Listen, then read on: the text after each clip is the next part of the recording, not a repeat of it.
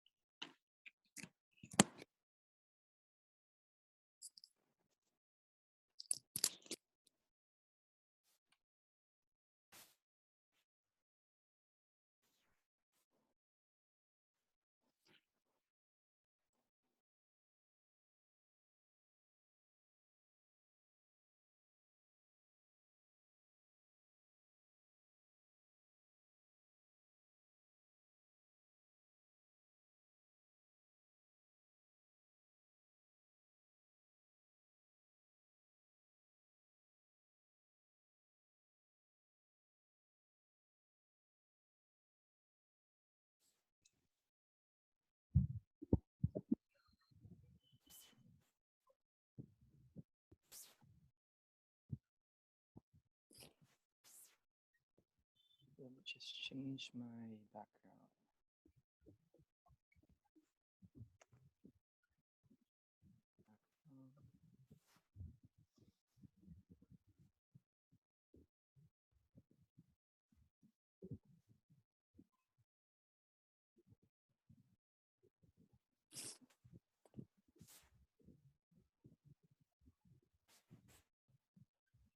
Hello, Peter. How are you? Fine, thank you. Very good. I think you're there every day for the program. Am I right? Yes, Peter. Okay, I have to get a phone here clearly. Okay. Good evening, Dr. Derry. Let me introduce myself. I'm Dr. Snigdha. I'm from India. I'm the Director Academic Affairs, International Internship University. Pleasure meeting you, sir. Hi, Dr. Snigna. Hello. How are you doing? Yes, sir. I'm fine. Oh, we have one very young student. Hopefully, you'll be able to appreciate research. Yes. How's the weather in your country, Dr. Snigna? How is the weather in your country, Dr. Snigna? Sir, it's not really good. Ah, okay. The Yeah. weather in the country were Though it's a winter season, it's pretty hot in India. Something very surprising this year. it's Oh. pretty cold in Vietnam here. What about you, Peter, in your country, in Vietnam? Is it starting to cool already? It's quite cold in Vietnam, but still resist the cold because it's not too cold because it's currently night. Ah, it's hot.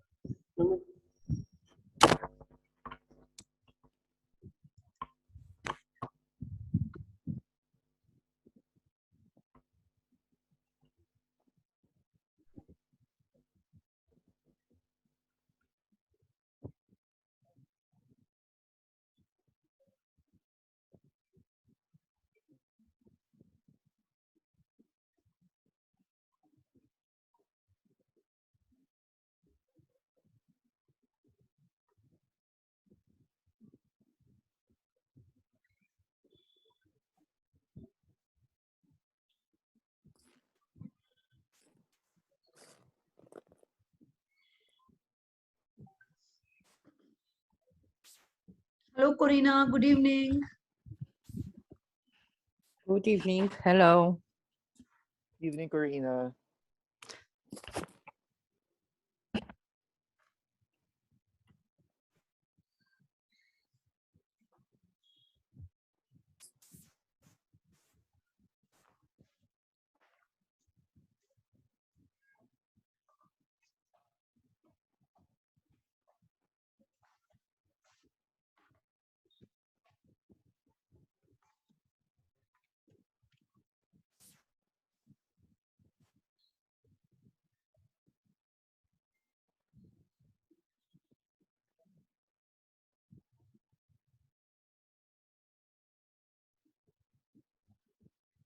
Hello, everyone. I would request you, hi, Snigdha, Corina, Dr. Derry, would request you all before you want to start, just let me know to go live. So I'll make All sure right. before you start so that we'll be live. Sure, Dr. Prachi. Yes. Thank you. Yeah. Let's wait people to join first, and after that we can go live. Yeah.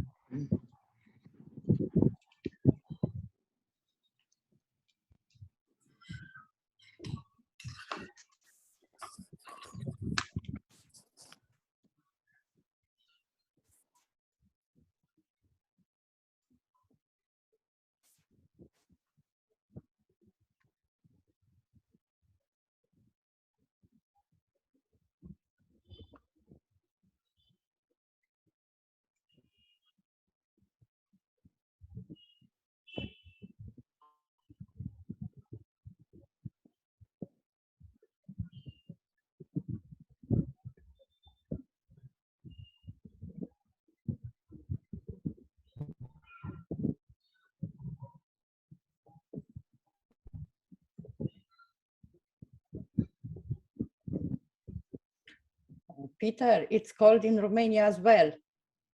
Hi.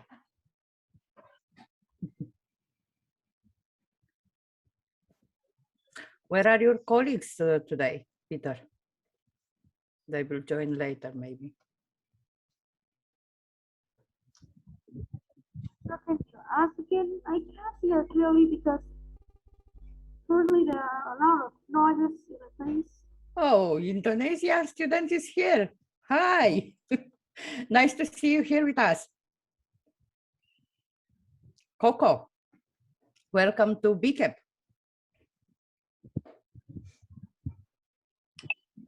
Good Avnika as evening, well. Good Corina. evening and welcome, Avnika. Thank you, ma'am. Sorry for being a little late. No problem. Actually, my laptop stops to respond while I was trying to join up. We have one more, Lakshita. Welcome, Lakshita. Yes, How are you guys? we are fine. How are you? I'm great too. Is the first time when you join us? No. No, you was. Yeah, I have joined. Mhm. And there it's teacher baby Rifi. Sorry. Hi and welcome. Yeah, this is Manjula speaking from Yes. IBBRF. How are you doing? I knew I know you. I knew I know you. We was talking before. Welcome to our program. Absolutely, absolutely. How are you doing? Fine, thank you.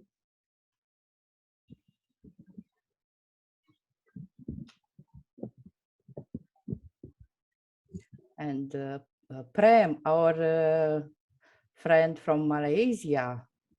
Hello. Maebil and Anwar.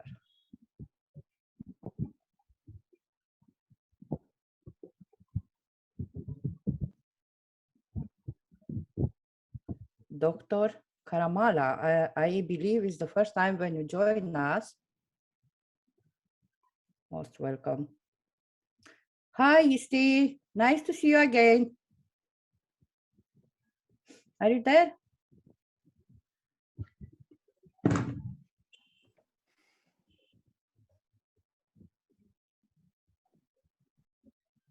Yeah, it's the first time to join us. Most welcome. Where are you from?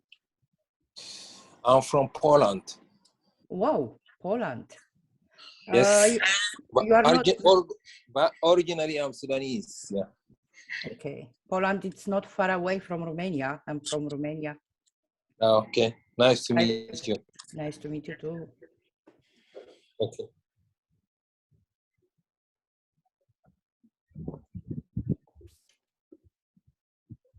Yes, Siham, I can see you.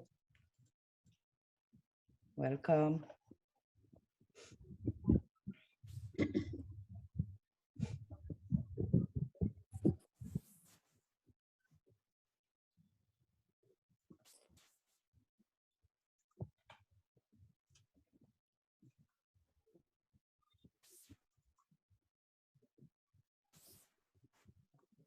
Ah, I see. Thank you.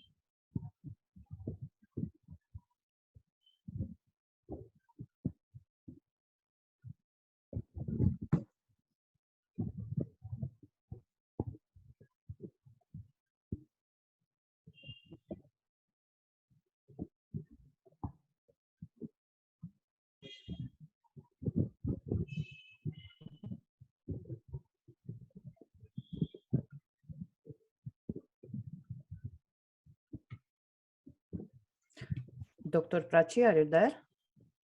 Yes, I am. Please, my co-host, Dr. Snigdha, Dr. Siham, Dr. Dari Dakanai, and They all co-host.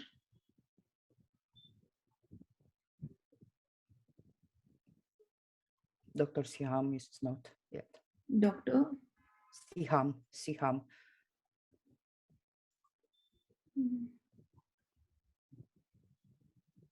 Yeah, found him. Yeah. All set.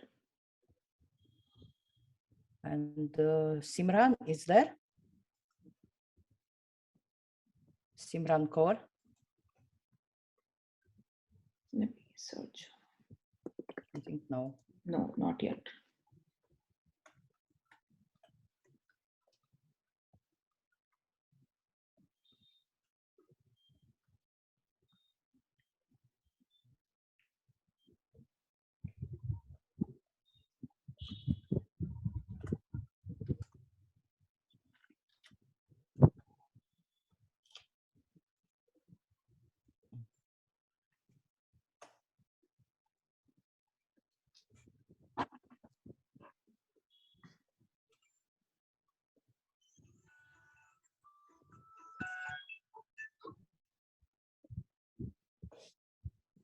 So why don't we start the lesson now?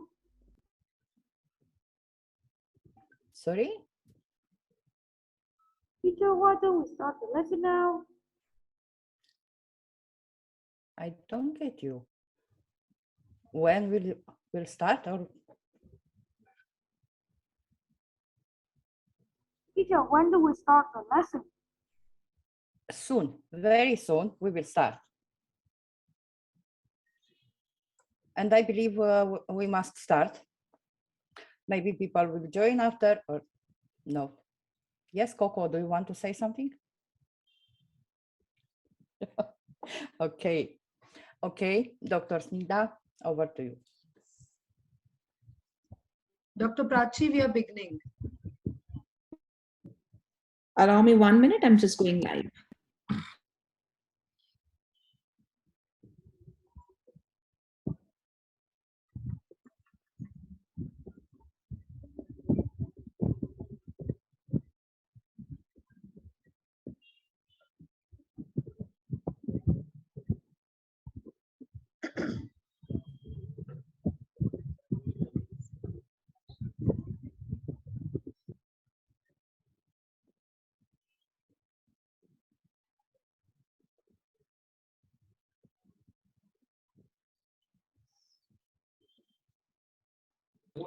Good to go. Thank you. Good morning, good afternoon, good evening to all the respected dignitaries of IIU, distinguished trainers, honorable participants, and the loving, enthusiastic students from all around the globe. It's my privilege to welcome you all to IIU Cup, organized by the International Internship University, the first global virtual university offering quality, accessible, and location-independent education around in all the areas. Let me welcome you all. Before we start with the program, I would like to introduce myself. Myself, Dr. Snigdha Kadam. I'm the Director Academic Affairs India of the International Internship University.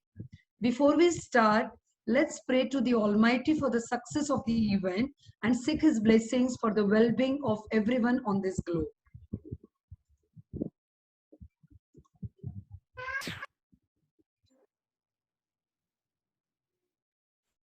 Sharing the video.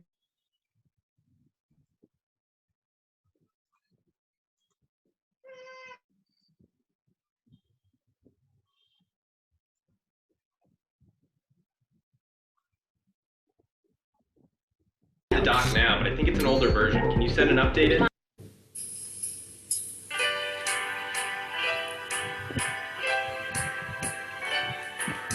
There shall be showers of blessing. This is the promise of love. There shall be seasons refreshing, sent from the Savior above. Showers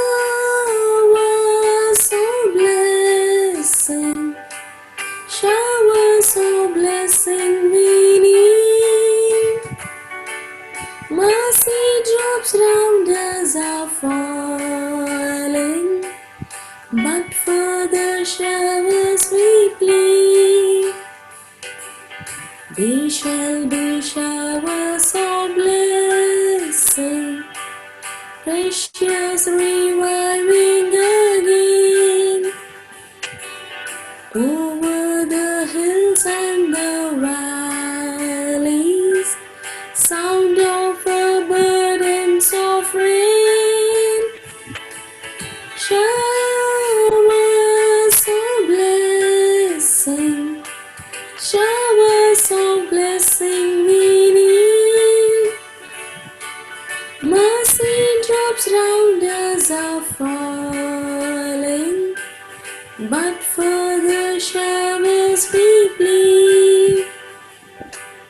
There shall be showers of blessing, send them upon us, O Lord.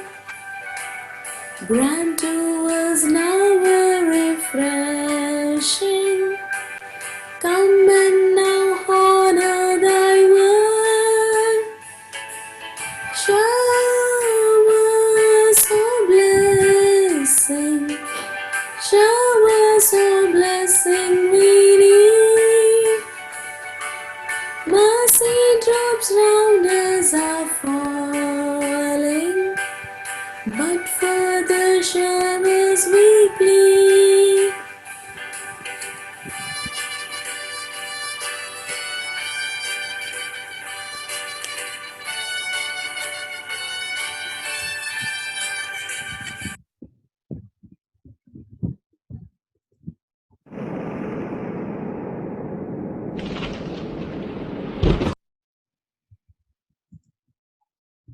What a pious start to begin the session.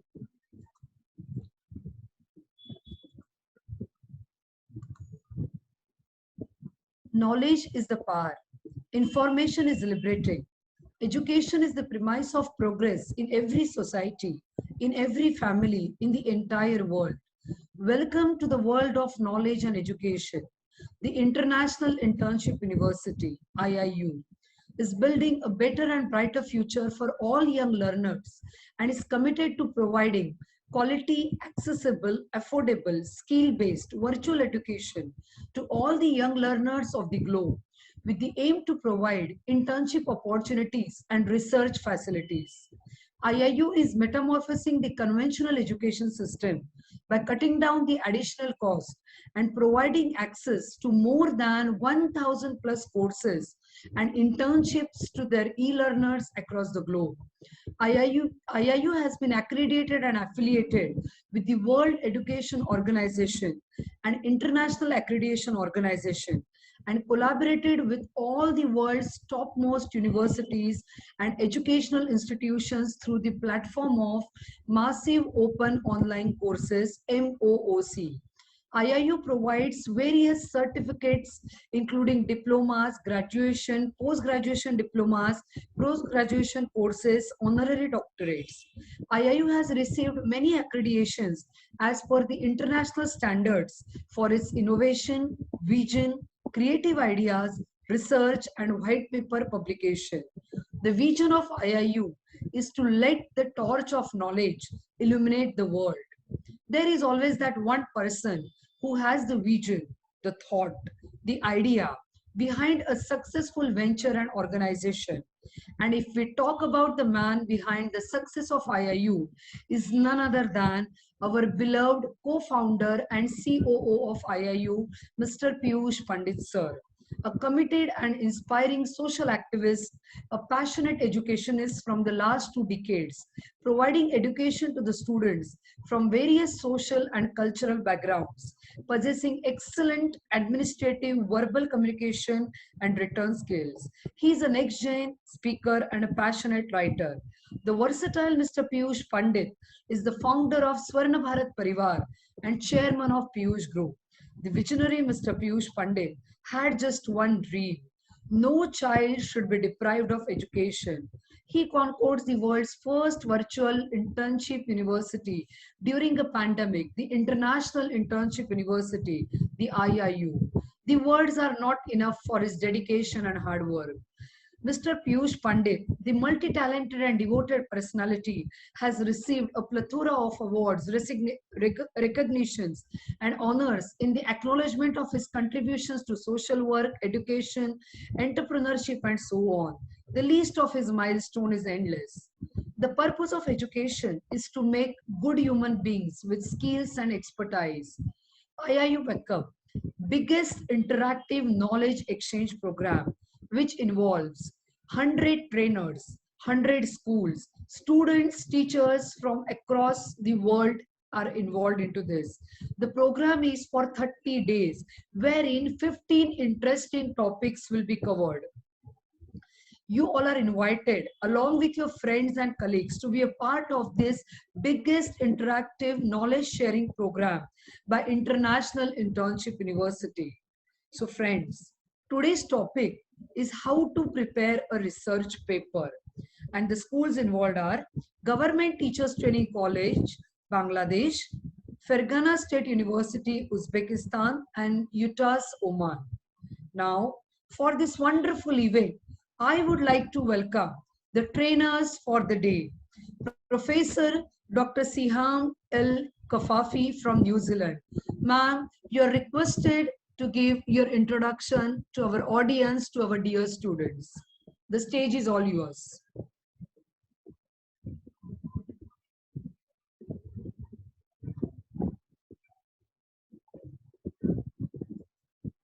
Siham, you are muted. Open your microphone, my friend. Sorry. No problem. Oh my God.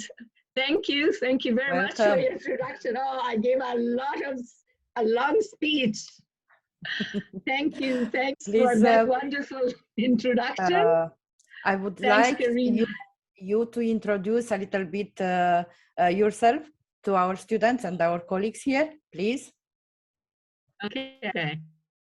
My name is Siham. I originally come from Egypt, and New Zealand has been my home for the past 24 years. I am an adult educator. I taught in different organizations, whether they are universities, polytechnics, Institute of Technologies, and private providers. But when I started my career, I taught English as a second language. I taught in schools when I was young. And yes, when I was doing my PhD, I also was teaching English as a second language as one of the jobs that I have been doing. I'm passionate about education. I am passionate about my students and their well-being. And today I will be talking with you about a dear subject to me, which is research. And because I believe that research is part and parcel of our life, we need it not only academically, but we also need it in our personal life in this world and era that we're living in today. I'll try to just give you a snippet of that huge world to make you love it and introduce you to it. I would like to share with you my screen, please. I believe you have. Yes, you have the right. I prepared this PowerPoint, and I started by providing a map of New Zealand, so that would give you a little bit of an idea of where we are. And New Zealand constitutes of 2 islands. As you can see, I live in the North Island here in Auckland. And even though Auckland is not the capital, Wellington is the capital, but Auckland is the largest city of the whole of New Zealand, and it has got the highest number of residents in it. So we all know the topic is how to write a research paper. So this is what I'm going to be covering today. I'm going to give you an introduction, then the value and the importance of research. What is the purpose of writing a research paper, the basic steps in a research paper process, working on a research paper, and then tips before your final submission for your research paper and a conclusion. So I would like to first start with a question, is that just think with me, can you imagine this whole world and if we did not develop technology, if we didn't develop anything in this global world, if I am not sitting here talking to you, and you are all in different parts of the world, what we reached, what we accomplished right now, the basic things that we enjoy in our everyday life has actually eventuated as a result of research. And research is in every activity in our lives. And that's why I believe it is really important. I will try to introduce you today to the importance of that research and my passion to it, and discuss with you the process of how to frame a research paper. I believe that everything has got a process. So you need to look at your input, then the different steps that you are going to follow in that process in order to reach the outcome that you actually want, which is a full research paper, a piece of essay, whatever the outcome that you are looking for. It all depends on that process. So if we are going to look at the importance of research, as I mentioned to you, it's extremely important for us. So for example, all of us have our gadgets, our phones, we have our laptops, we have all the commodities, everything around us.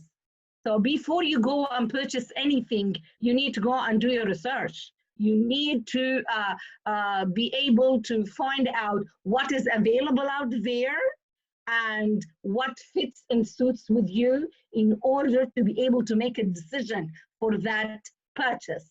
So, and also you wouldn't go just directly buying something and then regretting it after that, because it was not based on a well-informed decision after making your research. During my career, I've noticed there are lots of people, other students or colleagues, who actually hated the word research. They hated it because they didn't know its importance, what does it mean, what does it stand for, and they always try to evade it. But if they only knew its importance and what is the value of it and how they can benefit out of it, then they will pursue it. As human beings, we always say that what's in it for me? So if we don't feel that we are going to benefit, there is some value for us, we're not going to do it. So I hope by the end of my presentation today that I would attract your attention to the value and the importance of research and make you love it too. So what's the purpose of research? Why do we do research? I just put it in 3 simple, basic purposes. The first one, as I mentioned to you, is to inform an action. You want to pursue, for example, a field of study.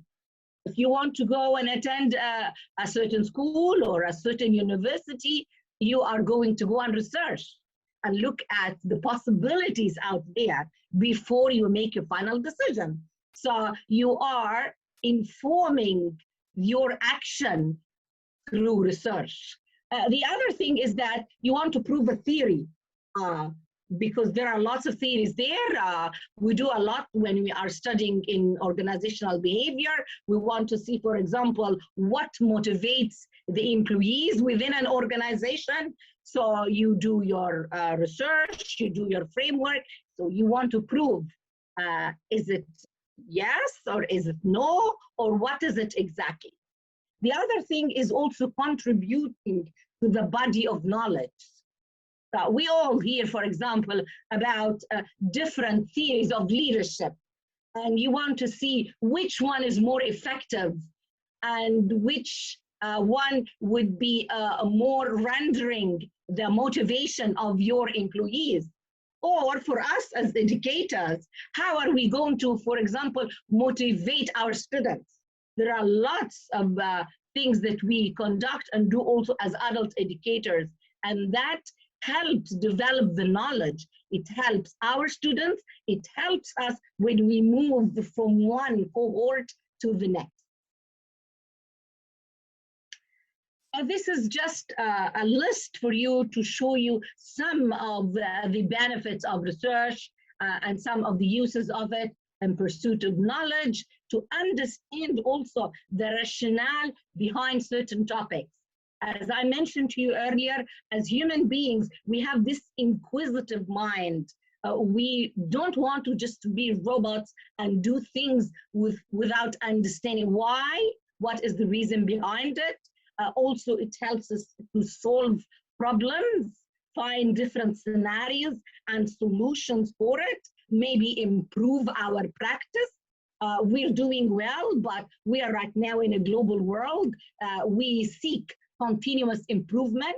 And in order to reach there, we have to always keep on improving on our processes, on our techniques, understanding better ways of doing things, perhaps learn how to work collaboratively with each other, perhaps develop new learning techniques, new areas that we want to seek for our future, for our careers. This is just to name some.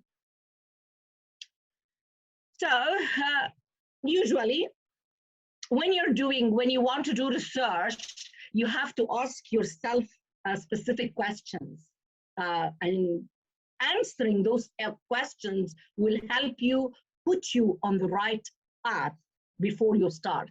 So the first thing you need to ask is that, who's requesting this paper? You know, is it for a course? Is it a teacher? Is it a lecturer? Is it is it a project? You see, they're all separate. They're all different.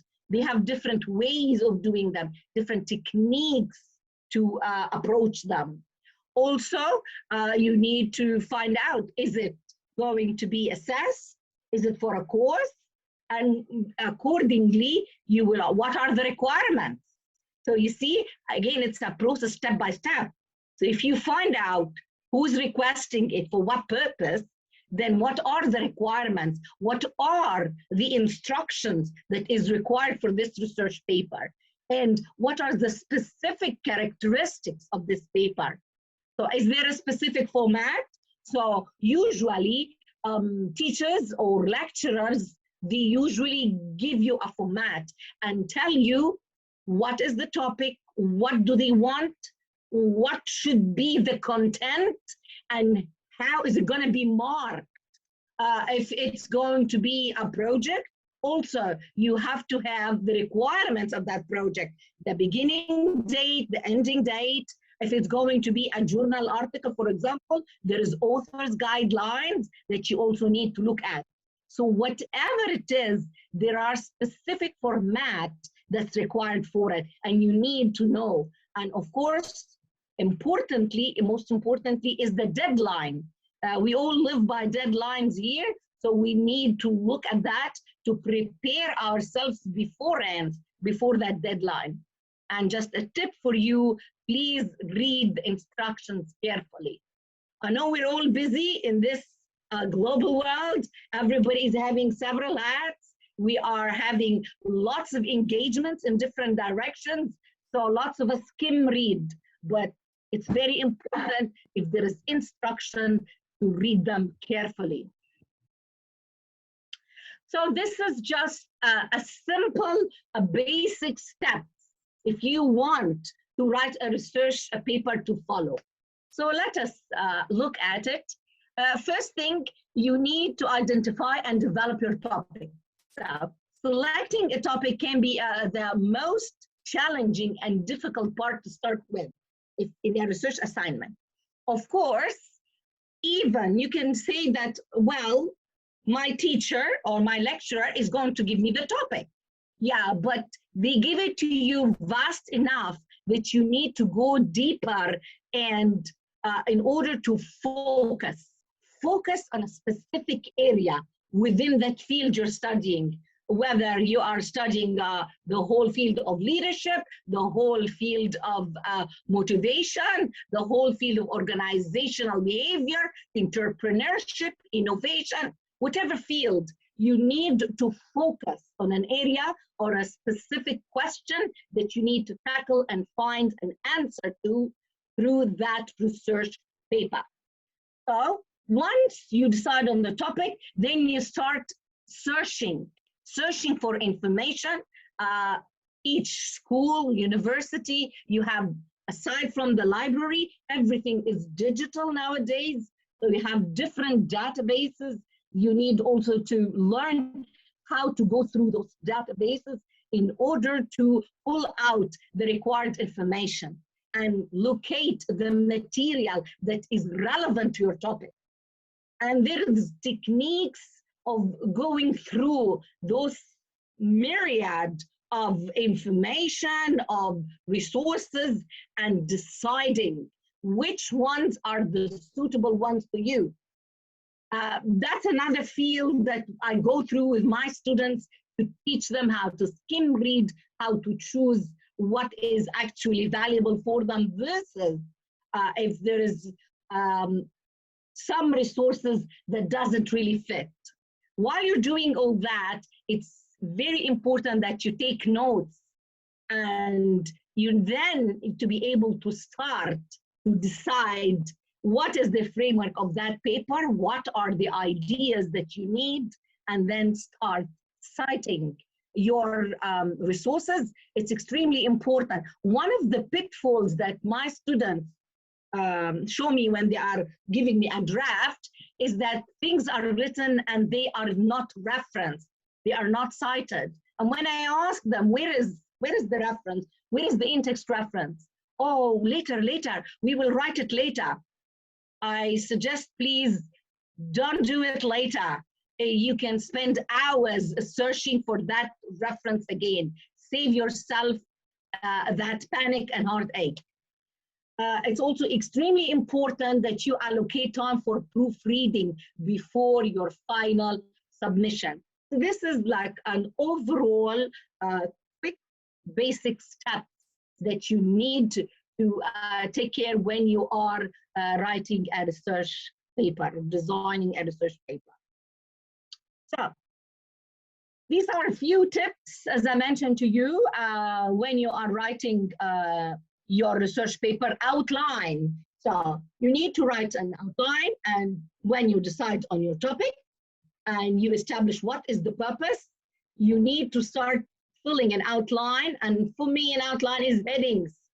You write headings about what is going to be there, what are the main ideas, what are you going to discuss, and you brainstorm and write it down.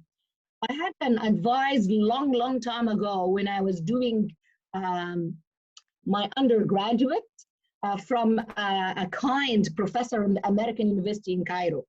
And I never forget her advice. She always told us, you keep always with you a little pad and a pen.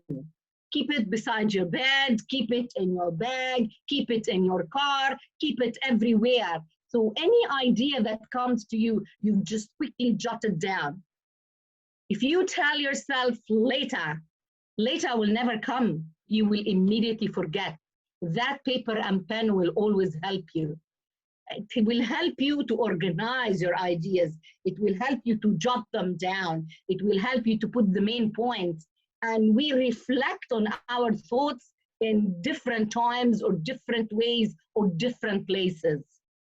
So that is very important. Once you do all these things, you need to write all this outline, then you start reviewing it and you start adjusting it, polishing it, and rewriting it. So there are certain different frameworks, and people ask, what is the structure? So how am I going to structure it? Again, some of the teachers and some of the courses, whether it's in schools or universities, they would let you know, we want this following structure to follow it. But some of them will leave you or will tell you it's flexible, do whatever you want. So that is also a simple structure that will help you to follow. Most importantly is the title. Titles are extremely important. And there are lots of people who forget to write titles. They write assignments with no titles. And I always attract the attention of my students. Very important to write a title. When I started, I said, my name is CM. That is my title here. I'm introducing myself, giving you my name. That piece of work needs to have a title. And that title needs to indicate what the topic is going to be about. Think. When you go to the library and you choose a book, you look at the title. The first thing, you cannot have a book without a title. If you open a magazine or if you open a newspaper, tell me honestly, don't you actually choose what you read according to the title? We all do that. We're all guilty of that. If we like the title, we go deeper and read. If we don't like the title, we do not read. So that's the importance of the title. You can draft a title at the beginning. You may want to change it later on once you finish actually writing your research paper or your essay. Now the abstract. Some assignments requests an abstract while some doesn't. If I am writing a research paper to be published in a journal, an abstract is a must. An abstract gives you an overall idea about that piece of research. It introduces you to the topic. It gives you a general idea about what happened there. It tells you about the methodology and what type of research it is. It gives you a snippet of what was the findings, and then of course you have to have at the bottom keywords, because that helps in the research engine, so that if somebody wants to research about that topic. Then following to that is the introduction. Introduction, even though it starts at the beginning, I suggest and advise you write it at the end after you finished all your paper. And usually in the introduction, you have different parts. Part which tells you what is the objective, what is the purpose, what's this topic about, and another part. Si Mama Mary, para yung pa ako hindi lang. Sorry, I'm very sorry. And another part in the introduction where you are going to mention to the reader the flow of the different parts that you are going to be writing there, so that there would be no surprise, so that the reader will know from the beginning the flow of what you are writing. And that makes it easy to follow. And it also provides a link. You don't want your research paper to be fragmented. You want it to have a smooth flow. Of course, you can have your statement of the problem. What is the main issue? What are you after? What is the question that you are answering in this specific piece of work, whether it's an essay, a project, or a research paper? Of course, you need also to do literature review. Literature review, where you are reading, you're taking all these notes, you are supporting that study by mentioning what has been previously done. When we say the word research, what does it mean? And this is some of the pitfall that students fall in. They can go and read one book, two books, or maybe one article, two articles. Woo, I did research. No, I'm sorry to tell you, that is not research. How can you build everything and generalize on one or two opinions because it's one or two article or books? Research means you are researching.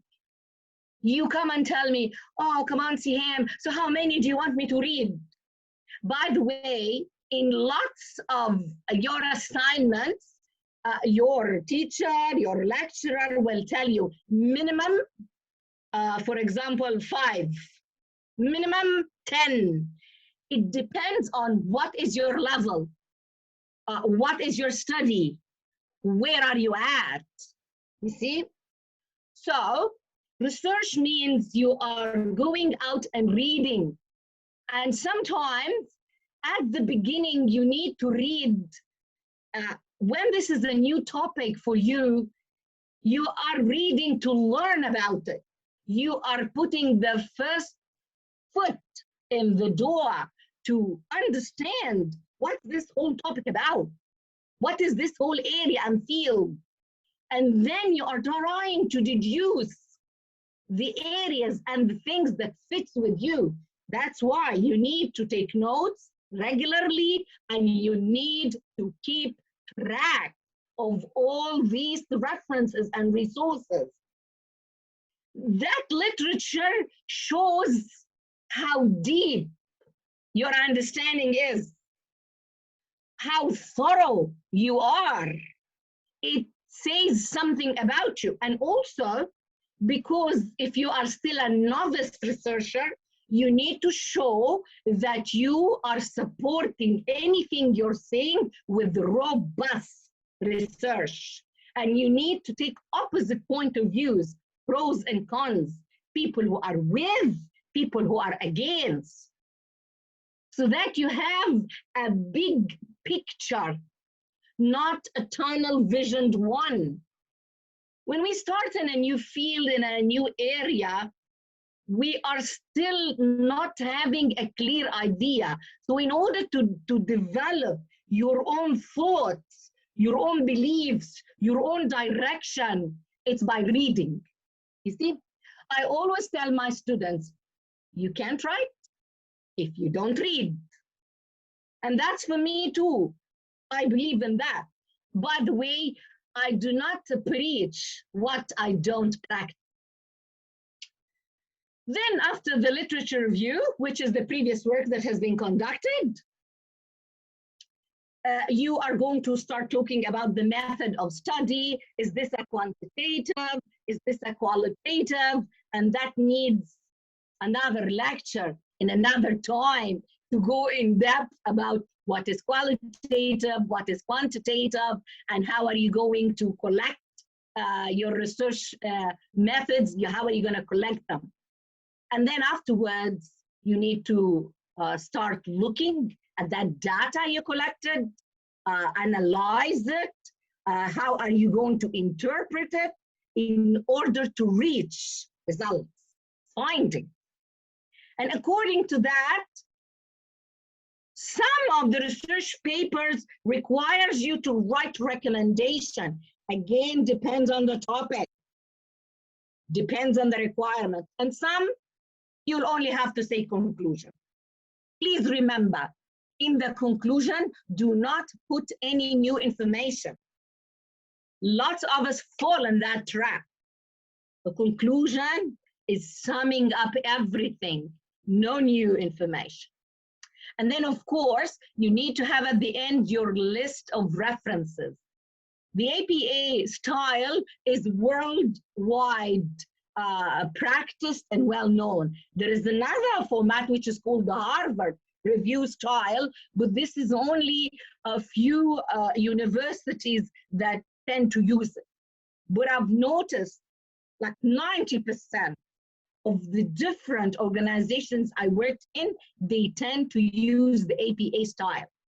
Okay, and you need to use the latest version of it, which is the 7th one. Now, I did mention to you about the importance of the title. Also, the thesis statement is extremely important, which is without that purpose, there's nothing. You need to clearly identify in your introduction, what is the scope? What is it that you're after? What are you trying to answer by all this piece of writing? So this is just a simple example to show you how you can format your paper. You have the introduction, how many paragraphs. There are lots of people who like to have a specific formula to follow, so that you would have the introduction, how many paragraphs, what are you going to write in it, and then followed by the body. The body can be into different parts. Let me tell you a simple thing, that a format that you use in your writing, in your speaking, in your presentations, and everything. And that format, I call it the hamburger sandwich. My apologies, I didn't get a picture. So visualize with me. You have a hamburger sandwich. You have the top bun, you have the filling, and you have the bottom bun. So the top bun of the hamburger sandwich is your introduction. The filling of that sandwich is very important. That is the body of your research paper or essay. If you say this is going to be a hamburger sandwich, you have to have hamburgers there. Then the filling is up to you, up to your liking. Is it going to be lettuce? Is it going to be onions? I don't like raw onions, but maybe you like it. Maybe you'd have tomatoes, maybe you'd have gherkins, you'd have a certain kind of maybe mustard, you know, it depends. So those fillings differ from one person to the other. Then the most important part is the bottom bun, which is the conclusion. I mean, from years of experience and see there are lots of people, they either forget about the conclusion, they don't write it, or it's so hard for them to write it. They reach the end and they're tired. Can you imagine that sandwich without the bottom bun? It will all fall apart. So imagine your piece of writing without those three components. You can call it a hamburger sandwich, as simple as that. So every time you go to write a piece of work, remember the hamburger sandwich. If you're going to give a presentation, it has to start with an introduction, a body, and also a conclusion. Hope you remember that. Now, this is another also format as an example to show you a one-page research paper outline. So this outline would help you.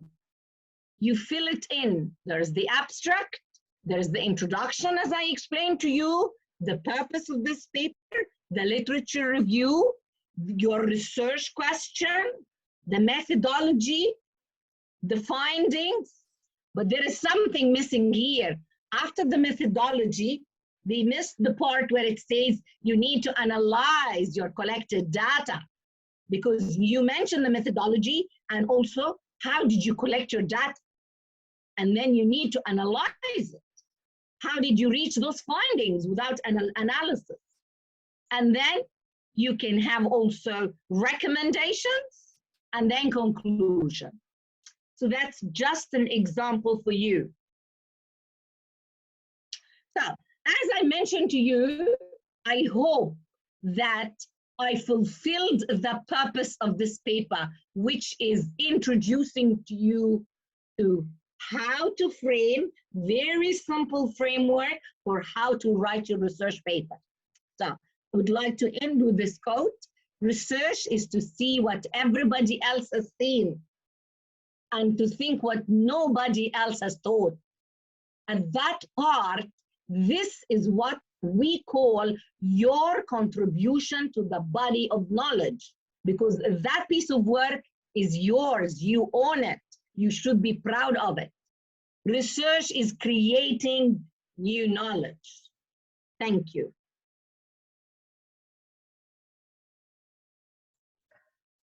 Wonderful. What to say? I'm very proud to be your friend, to have a friend like you in New Zealand. Thank you very much, Siham. How do you pronounce your name? See? Siham. See with your eyes. Ham, you eat it Ham. or you don't. Siham. Okay. Thank you very much. You can see the comments in the chat box. Wow. I'm sorry, I haven't been. I've been busy. You will see. Thank you once again. Snigdha, she's there, but she may be busy. Anyway, I'm very happy today because I have two dear friends of mine here with me. One is Dr. Siham and another one is Dr. Darida Kanai. Most welcome, my friend. And over to you. Please introduce yourself first, and after that you may proceed. Thank you. All right. Thank you very much, Karina. Let me just share my slide.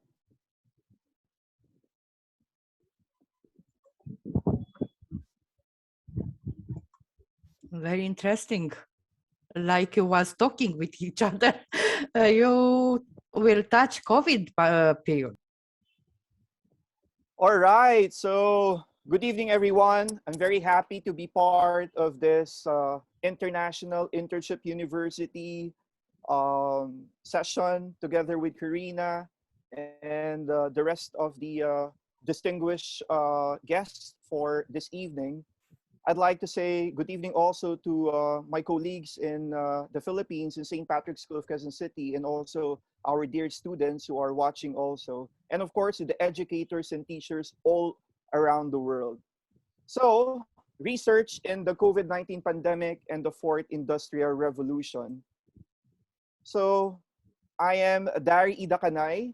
I am from the Philippines. The Philippines is located in Asia, particularly in Southeast Asia, wherein the Philippines is near the countries like Taiwan, Vietnam, Thailand, Indonesia, Singapore, and down below would be Australia.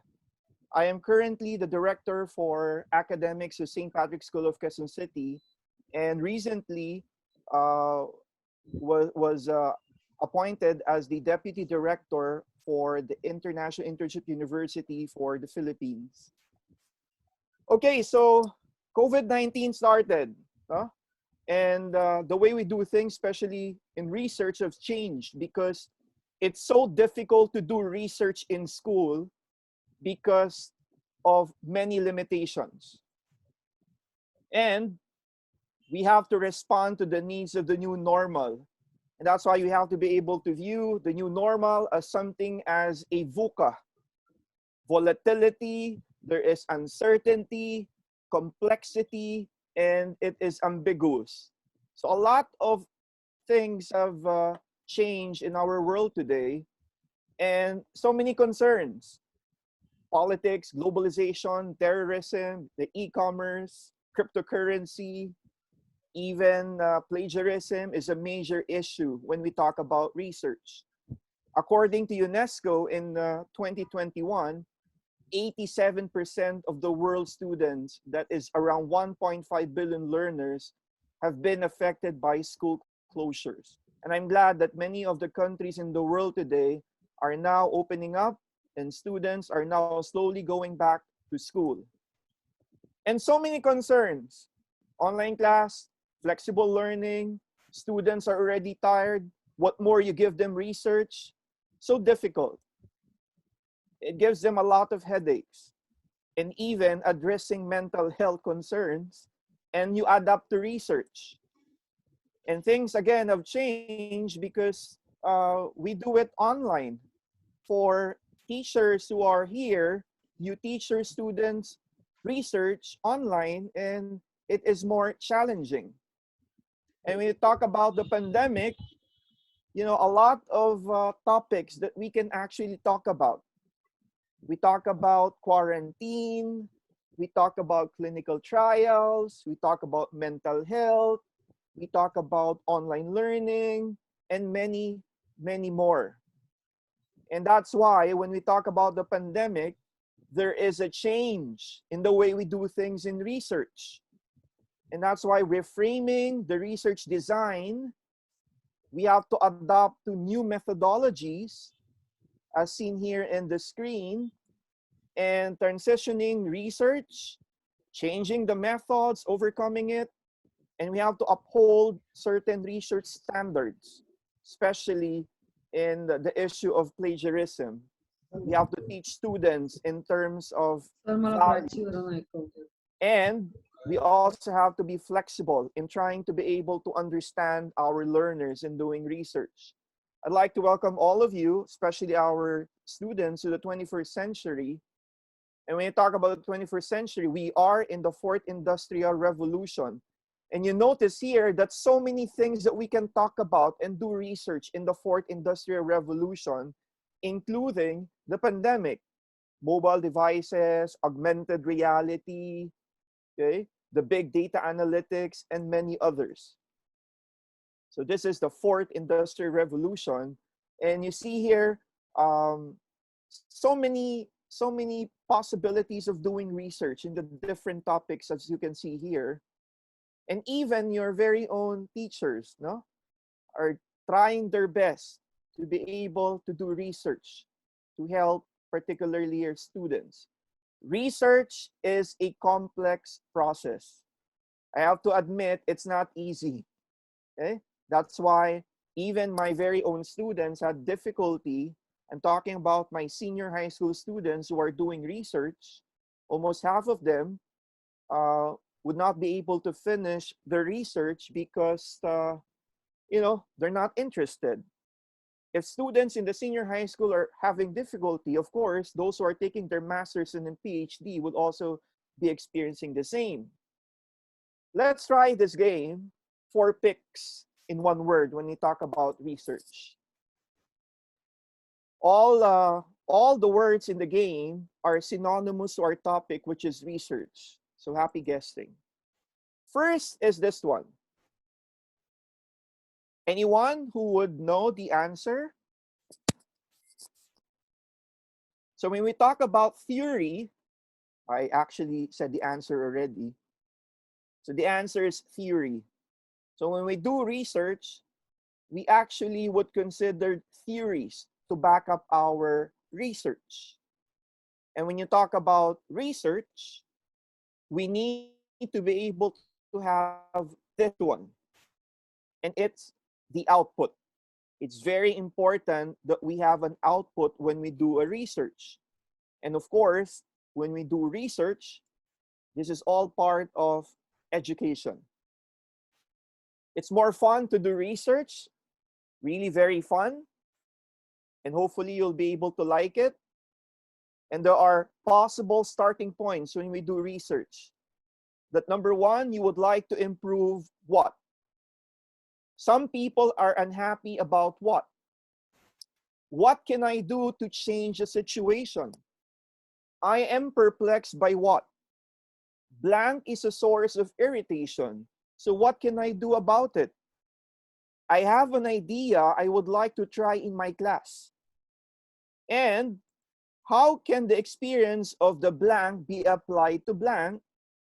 And just what do I do with respect to blank? So these are the possible starting points, when we proceed in doing our research. This is an example of motivational activities used by the teacher in the school that I'm working. Okay, they said that for them to motivate students, they do the following. They share their real life experiences. Some of them do online games. They try to use millennial terms. They use videos in their class. They do engaging and interactive presentations. They use the drill method, listen to a model or even repetition, the manner of questioning using the higher order thinking skills, and they do the reward system. So what do we need? Of course, education, innovation, and research for a better world. We have to build a better world. And that's why for all the students here and teachers, we must push harder than yesterday if you want a different tomorrow. And your ideas of a better world, and how do we make the present education system better today? Only three things: through innovation, creativity, and research. I guess Dr. Siham made mention of what research is. Let me just review everyone. Research meaning re plus search. Re means again and again, and search, you have to find or means to find out something. So you have to collect, you have to organize, and you have to evaluate the data that you will be able to gather. Okay? So another definition of research, rigorous scientific scrutiny. And that's why don't feel bad every time your teacher would be able to return your paper with so many corrections, red marks, or folded papers on your paper. It consists of 3 steps. You pose a question, you collect data to answer the question, and you present an answer to the question. And when you do research, it should be reliable, and it should be encompassing, and you use the scientific method. It must be engaging, and it must, contribute to the advancement of knowledge. It must be rigorous. It is complex, and there should be a higher level of knowledge. There should be something new in your research. And for us humans, we are naturally curious. And that's why in research, we do the inquiry model. We try to plan, we retrieve, we process it, we create, we share it, and later on, we try to evaluate it. Einstein said, imagination is the highest form of research. So sometimes, if your idea is out of this world, that's okay. Huh?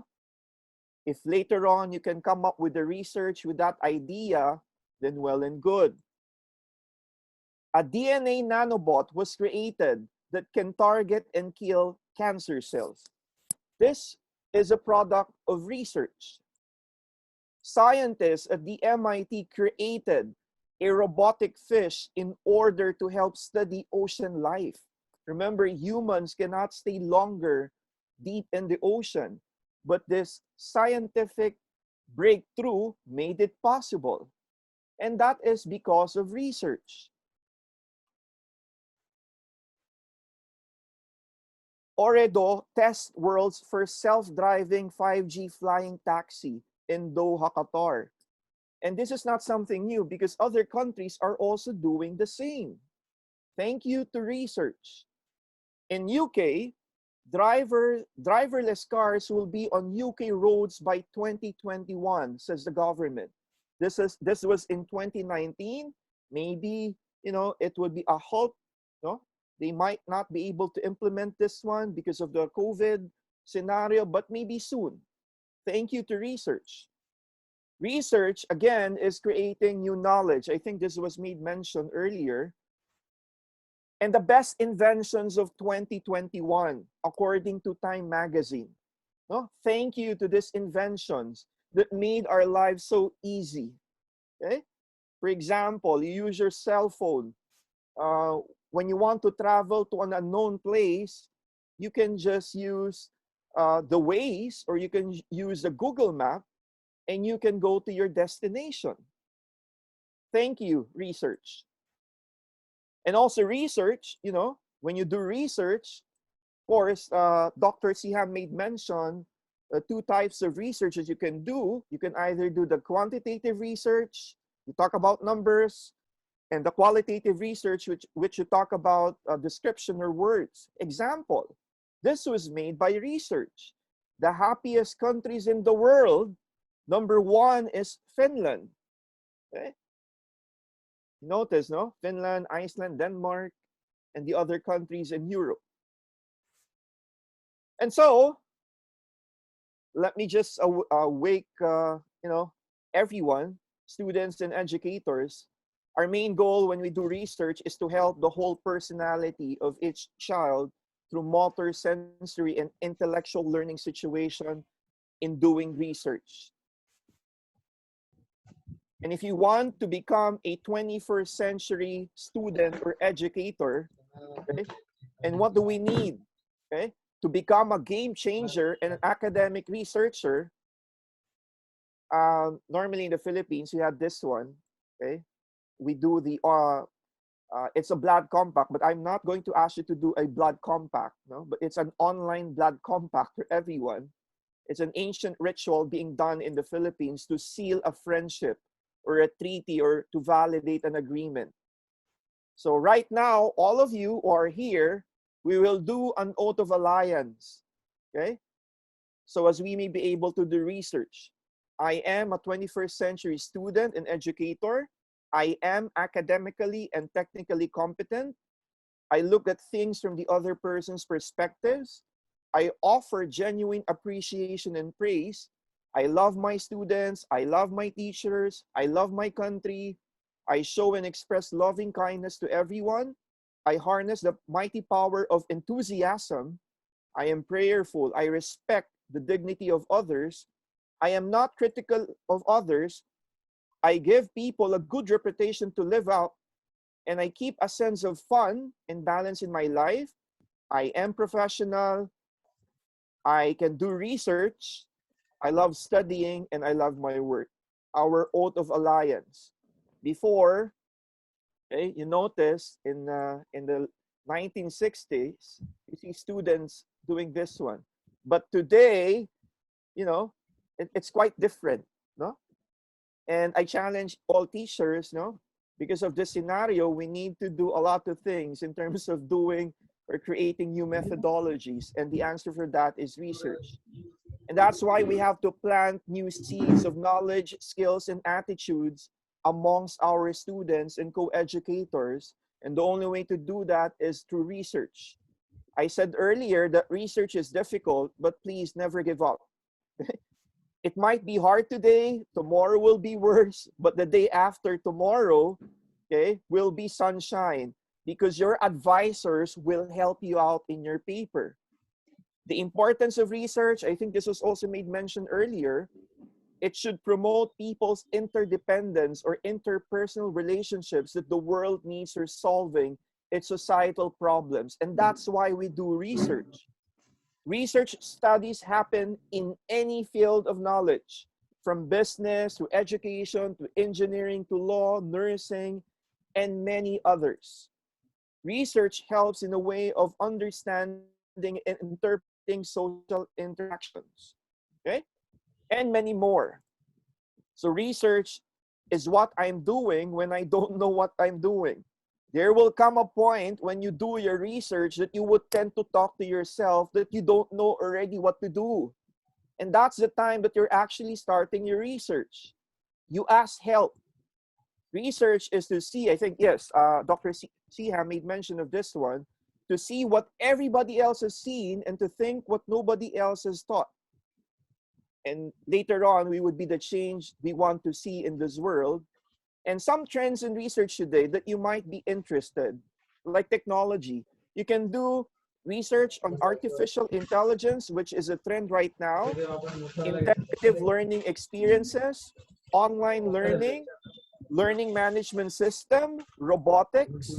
In education, for example, hands-on exploration, creativity, materials for inclusion, educational technology, the social emotional support system. You can venture research into the stream model. Okay, you can focus also on equity and adaptivity, the Internet of Things, competency-based education.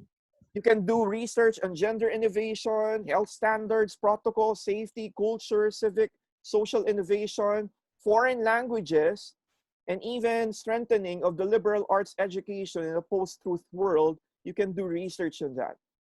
And when you do research, we cannot take out the research process. This is very basic. The problem, the hypothesis, or the questions. Remember, hypothesis is normally for quantitative study. The definitions, literature review, the sample, instrumentation, procedure design, data analysis, conclusion, it goes up again to the problem. Your research, must be, this is my four-way test in doing research. It should be interesting because it will be difficult to do research if it's not your interest. It should be feasible.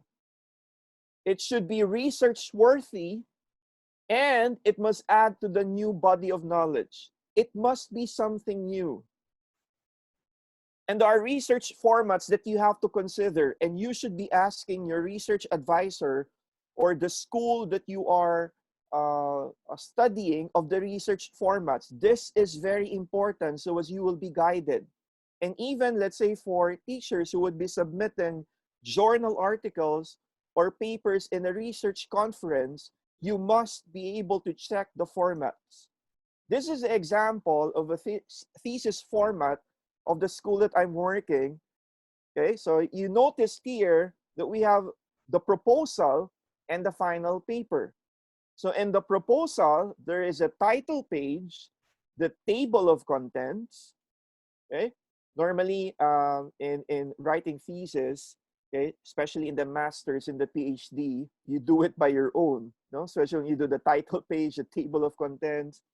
There's chapter 1, the problem. It should be written in the future tense, and the chapter would include the following: the introduction, the general statement of the problem and what the study is all about, the background of the study, the statement of the problem, the hypothesis, significance, scope, the limitation, definition of terms, and you proceed with chapter 2, which is the review of related literature.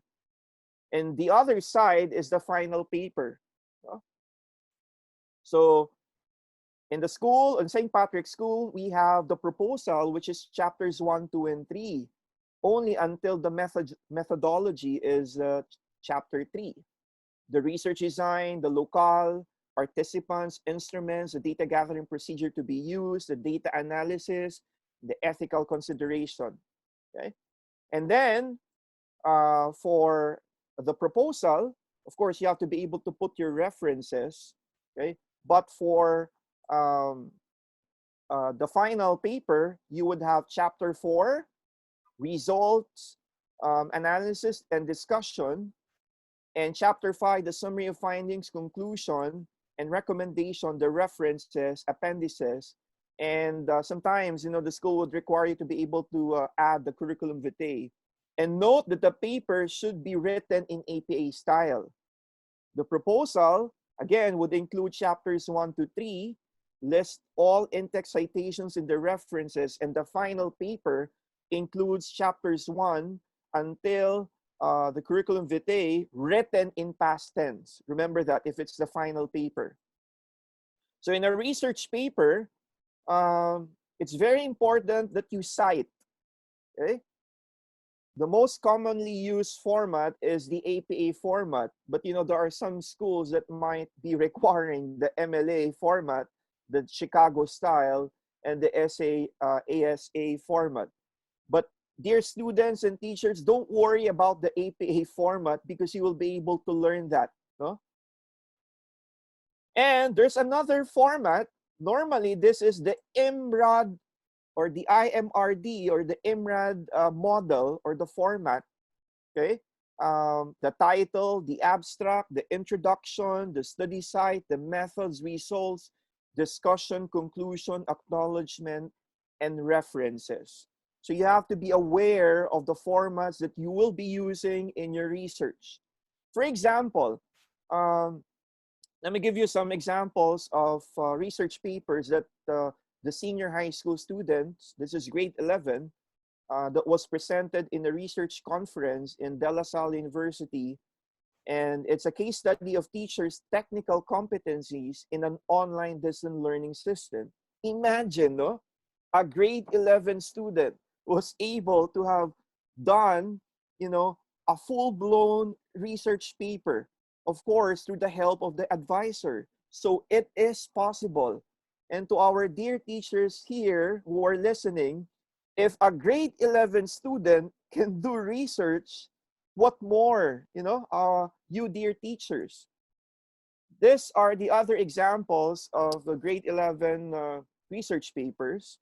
A case study of mathematics anxiety among grade 11 senior high school students' academic performances. Noticeable that this is a quantitative study. Another one is the lived, there should be a D there, the lived experiences of online sellers among grade 12 students. And obviously, it's a qualitative study, okay? The lived experience. There's another one, a case study about sleeping habits among senior high school students. And here, this is an interesting study, a case study of motorcycle courier services in the Philippines, presented by one of the students. And another one is robotics as a learning tool for educational transformation of students. Okay. And next, we have to find a general topic area when you do research. Okay, it's not just, the worst thing that you may do is you've heard that this methodology is good. I want to do a research to prove it. You don't do it that way. There are 3 types of topics. You have the general topics. Okay. For example, you talk about job stress, personality, learning motivation, topics about groups, topics about a particular behavior, okay? And you also have your personal interest, okay? Using computers in teaching, you have information observations, you have practical problems, you have pop-ups like fleeting thoughts, you have in mind, and readings. Okay, you can get it through your readings, through books, magazines, websites, even cartoons, advertisements, theories. You can actually get your research topics out of it. I normally would ask my students who do this one about the research topic. No, I ask them to do the 10-3-1 activity. Using Google Scholar, I ask them to be able to type, let's say, a topic in mind. Okay, so they would have to choose, let's say, 10 topics, okay, 10 topics. So they put their topic, for example, in Google Scholar, and presto, it would give them thousands of topics. And it would ask them to choose their top 10, their top 3, and their top choice. They're not going to copy it, no? But this is just an exercise for them to be able to, hopefully be able to have or choose their topic later on. Now, next is evaluating the problem. For example, effectiveness. Can you find the answers? Okay, the significance, the originality, okay, and the feasibility.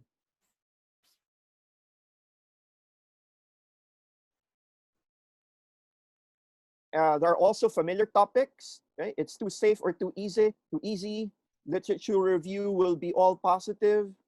When you choose your research topic, a successful research project starts with a good topic, but how can you decide what to pick?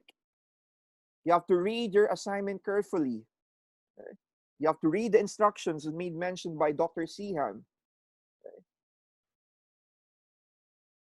You have to set a clear purpose. Okay? And the various parts of research later on are all connected. From the topic to the problem statement to the theory, method, results, and later on down to the conclusions. Okay? So select a broad topic of interest, narrow it down to an effective research topic once you have learned a little more. There are many places that you can help you with find a broad topic idea, like the ones that I told you in the Google Scholar and many other sources. Okay, aside from the Google Scholar, where to find it? These are some of the examples that you can find it in the internet. Okay. And of course, the library database will also be a very good source. Okay. So, good research questions should be answerable, narrow enough, broad enough, and abstract enough to require analysis. But the bad research questions later on, trivia questions, answered with a quick yes or no, 5-minute search on Google, asking for an opinion that cannot be supported. So these are examples of bad research questions. Okay. Why? I'm sorry for the S. Why did the Second World War start? Who are the political figures in the Second World War? But you can do it better. No? How did Adolf Hitler's government lead to the, this is the Second World War. Which political figures were better suited for government positions after the EDSA revolution in the Philippines? So you do not want a topic that is broad. You cannot make an effective argument, but you also do not want to narrow that you cannot find any published information. So let's take a look at some more examples. Yeah, these are some of the examples. Okay.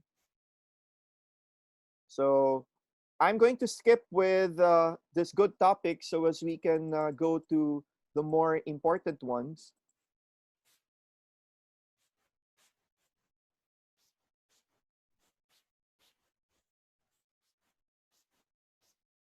Okay.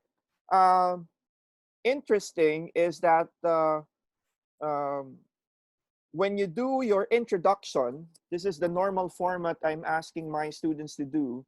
The introduction, I would always check on the 5-sentence or paragraph format, which contains the context, the content, contrast, aim, and the approach. The context, normally, this is the superficial information, okay, about your topic, which would normally you would get it from the review of related literature. This is with citation. The content is you get this is the more deeper, okay, more deeper information about your topic with citation. And contrast, normally when you read the review of related literature, there are authors, with conflicting ideas about the research. So you might want to be able to put it there as contrast with citation. Then you have to put the aim of the study, okay, and the approach. The approach is stating what particular research approach are you doing? Are you doing a qualitative or a quantitative approach? Now, in the background, you talk about the issues, the latest development and trends, 3 to 4 citations. So this is an example of an opening paragraph in the introduction.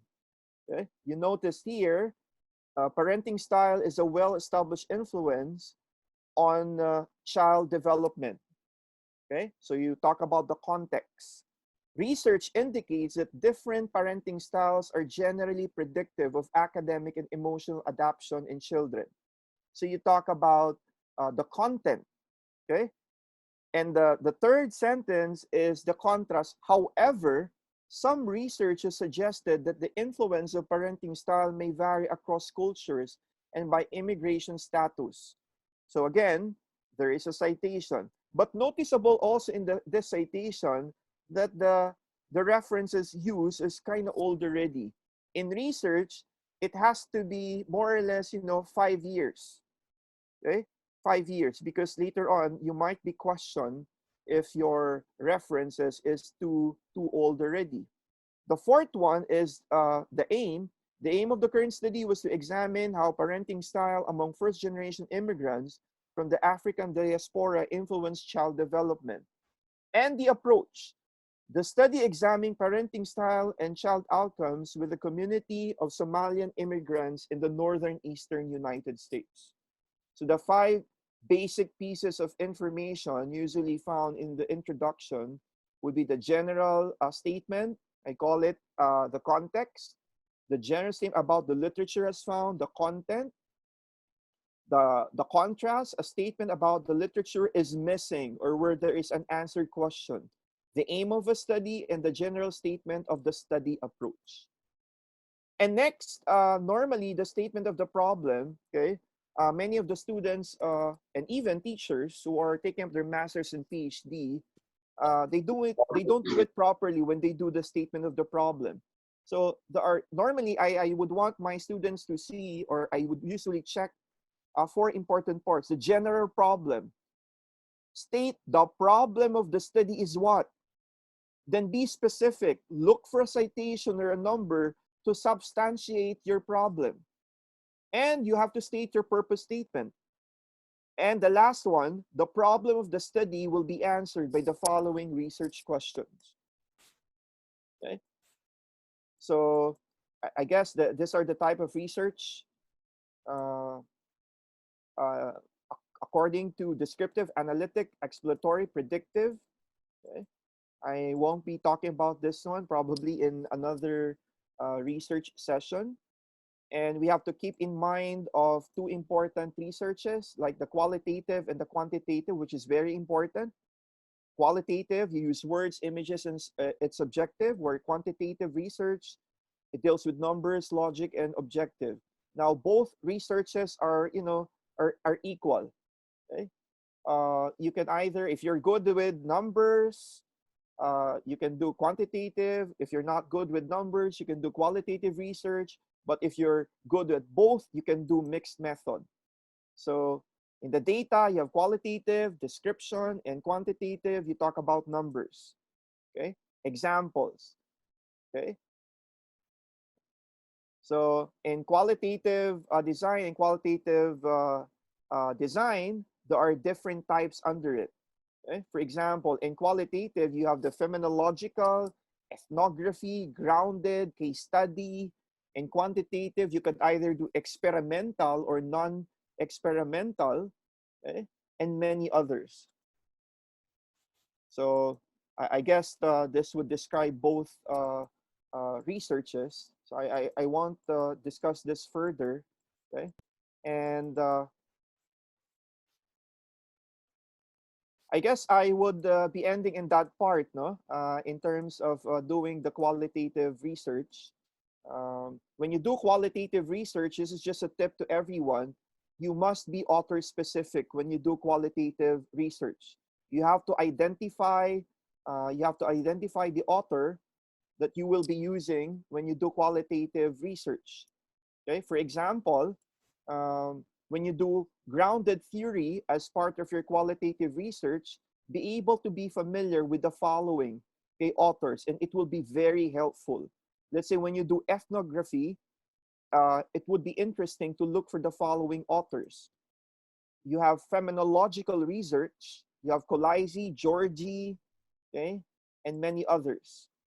So that's a tip when you do qualitative design. So I guess I would end my presentation with that, and thank you everyone for listening. Wow, it was indeed wonderful, sir. Very descriptive.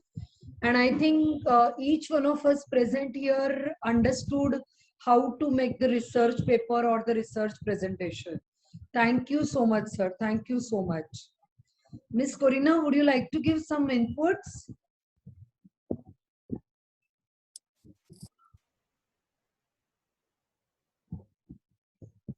What I would like to say is that Dr. Darida Kadai remember me about my student life. It was really very nice. And the way you make it to be funny, I believe was interesting for students and not only. Thank you very much for your contribution tonight. Coco, yes. And now, students, are you there? Good morning, Peter. Peter? Hello. Do you want to play Minecraft? In the chat, yes? Let's see, Peter. Do you have any question for our trainers tonight? No, I don't have questions. Minecraft. Maybe I will have more questions. Maybe I will have more questions tomorrow. I don't prepare much today. But maybe I have more questions tomorrow. You will have more questions tomorrow. Wonderful. Anyone from students? If you don't ask, our trainers will start to ask you. Yes, Coco, please. Open your microphone. Hold on, I actually have a question, but I just managed to forget it a couple seconds ago. Please let me remember it first, please. I'm sorry. Okay, you raise your hand. Anyone else? I cannot see all of you.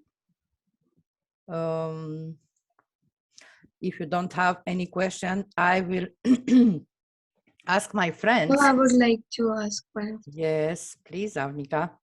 Excuse me, sir. I would like to ask, I know the making of research paper very well, after understanding and hearing all the teachers or the professor. But I would like to ask one question from anyone, Siha ma'am and Daddy sir. Anyone may answer. I would just like to ask what the main points we may admit in our research paper, for which we could get an extra mark, point to remember, something like that. So it wasn't clear to me a little. Okay. That is a very, very important question. And as I mentioned, everybody says what's in it for me. And students, if the assignment is not marked, they don't work on it. So that's logical. If you remember, when I was starting, I mentioned, please, a tip, read the instructions carefully. So reading the instructions is your key. Following the requirements of what your teacher wants. And please remember that we are all different, we are diverse. And a different teacher have got different requirements. So when you are attending the class with your teachers and you get to know them and they get to know you through the semester or the course, you will have the tendency of understanding that teacher and what that teacher is looking for and what is important to her. You are a very smart person. So other than, of course, some of the, I'm sorry to say that, but some of the teachers may be very strict when it comes to grammar and structure, things like that. And some of them will not be as strict. The other thing also is, which makes us proud of our students, is how you present your piece of work, how that piece of work that you present is an indication of who you are, how neat, how organized, how formatted, how following the requirements. Some students, they think it's not important, but that's very important, because later on, when you finish and you want to go and apply for a job, your CV, if you give attention to details in each piece of work you write, you will also be giving attention to details to your CV. And your CV indicates who you are. So those little details are very important. You will ask me, how would I do that? There is always, when I told you also to be careful with the deadline. So don't wait until the last day, the last 24 hours, and then panic and do things in a panic. Grammar errors. Give yourself, time management is very important. So organize your time in a way that you allocate time to sit and proofread. And a suggestion for you, as human beings, our eyes get used to what we are writing. Have somebody, if possible, to proofread for you, to pick up typos, because other than the grammar and the structure, there is typos, and typos are different. Or sometimes we forget parts. Putting headings all the time is extremely important so that you don't forget any part. Writing short paragraphs is easier for the eye and easier for the reader. If you keep on writing a whole page as one paragraph, you are upsetting your teacher. And it is not in your best interest that your teacher is upset while reading what you're writing, right? So you need to make sure that your teacher is in a good mood while she's reading, right? So what happens is that allocate time to proofread. If you wrote something, you need to leave it for 24 hours and then come back and look at it with a fresh eye. Because while you're used to it, you will not pick up typos. You will not pick up missing words. Our brain thinks quicker than our hand that's typing. So lots of things your eyes will not see it. You need to have a break, leave it for minimum 24 hours and come back. But if you have somebody to proofread for you, that will be great.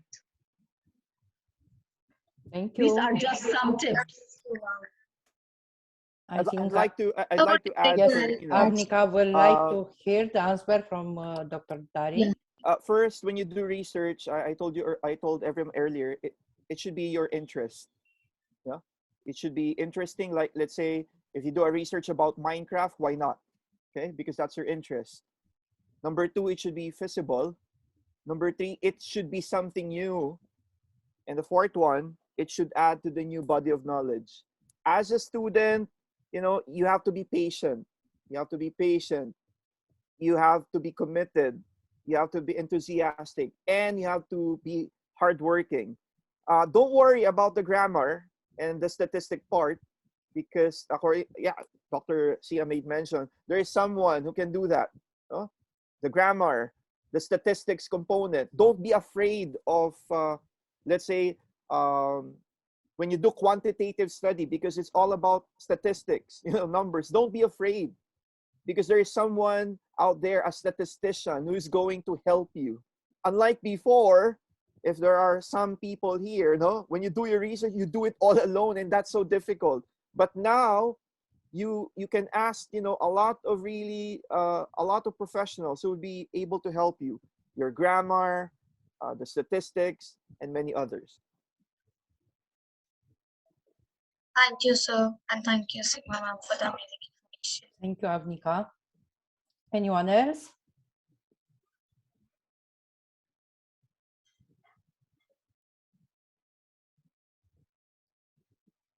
Yes. Anyone who wants to put a question? Coco, you still forget what you want to ask? Yeah, I'm sorry. I cannot remember what Wow. I'm trying to say. Let me ask Coco. Coco, what grade level Yes, are you in? please. Hello, hello. Yes. You are in which grade level? In which where? No, your grade level. You are grade what? Are you Oh, junior high in school? Are you junior high school. you are grade the junior high school. So most likely Yes. you are going to be able to do your research a little bit later, no? With the help of your teachers. Yes. So it's better now before starting with the teachers, we already got some points.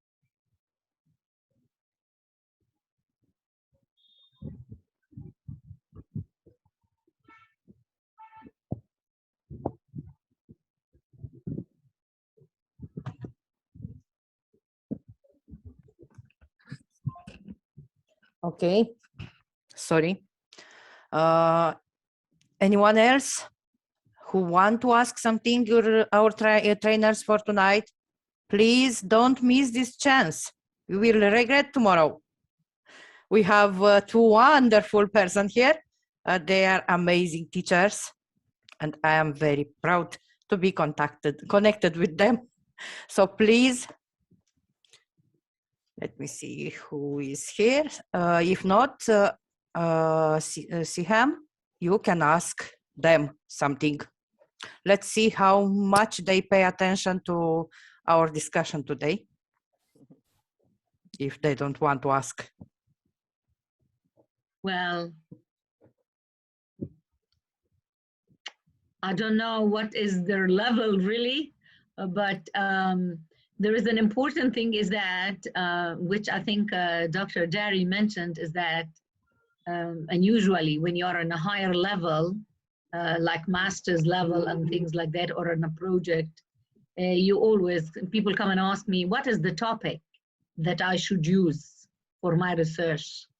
And I always tell them is that you have to choose a topic that you're interested in, a topic that you're passionate about, because as human beings, our span of attention is very short, and we tend to lose interest, you see? And we have lots of hurdles. We may get frustrated when we're searching and we don't find. One of the rule of thumbs in research, if you are going to go in a topic, let me give you an example.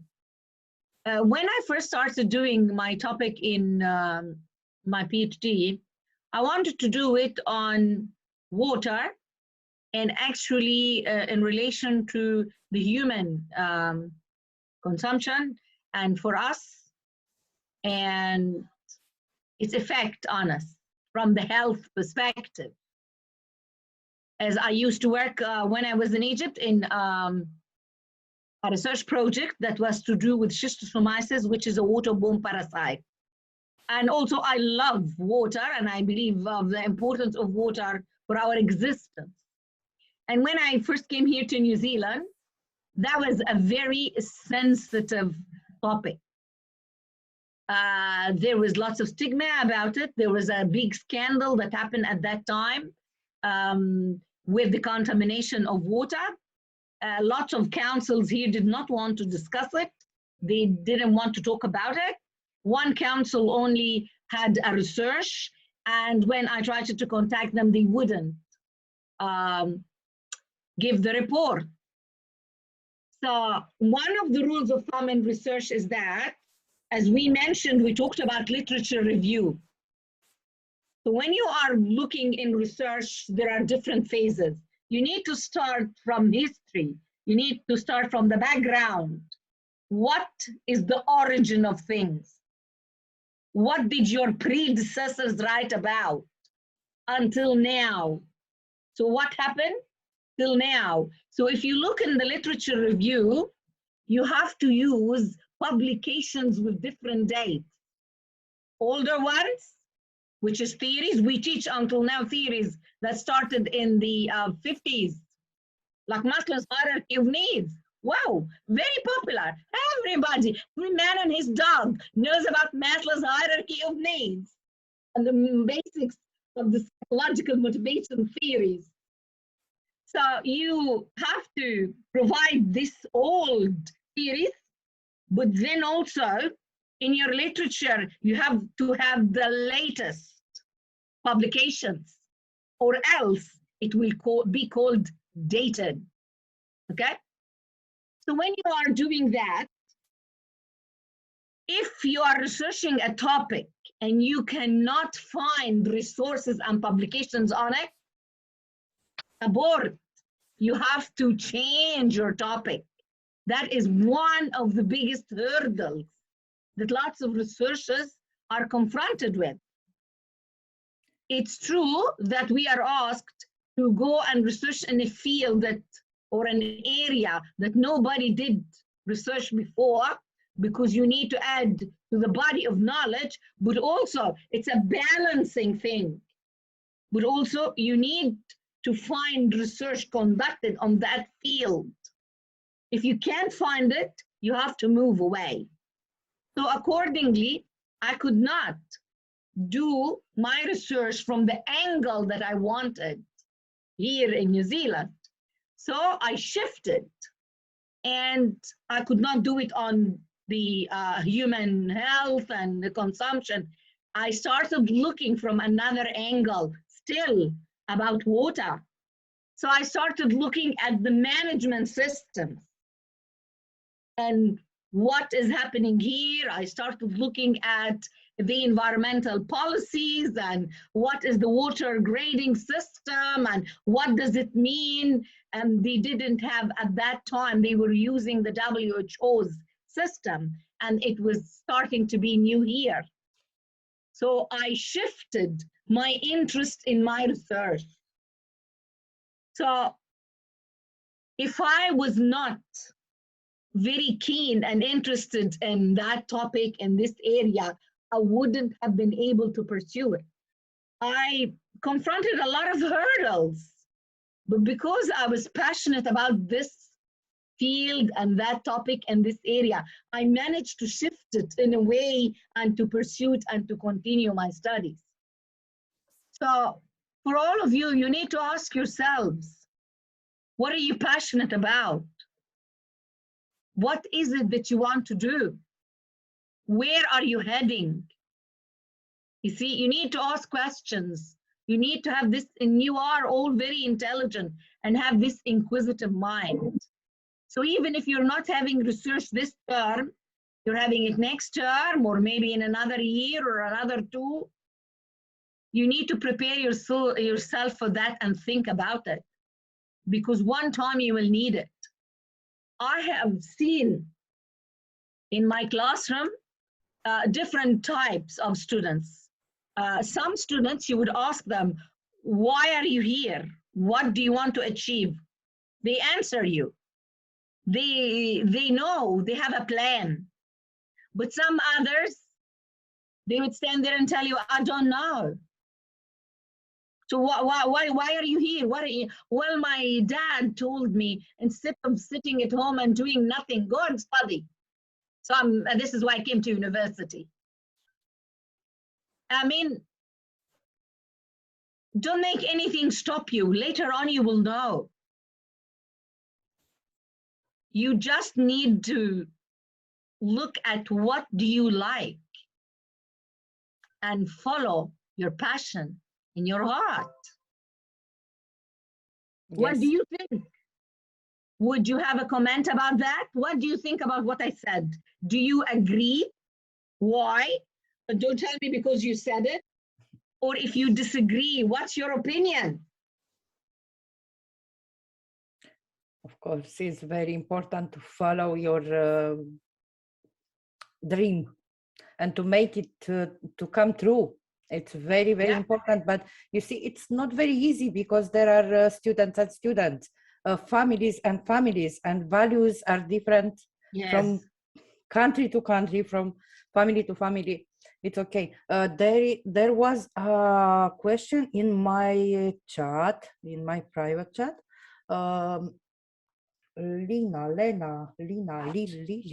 What is the process of publication? If you want to, Oh, it's a very okay. interesting. Yeah, it is a very interesting look. Publication is a totally different world, Exactly. and it depends what do you want to publish. Okay, when you are still starting as a novice researcher, my suggestion to you to start by collaborating in conferences. Yes. So your first point and training is that to start presenting, writing abstracts, submitting it for conferences, and then writing papers to be in the conference proceedings. When you get used to that and get training on it, on that first stage, then you start moving to the other level, which is in journal articles. You would ask me, why did I tell you conferences and not start with journals?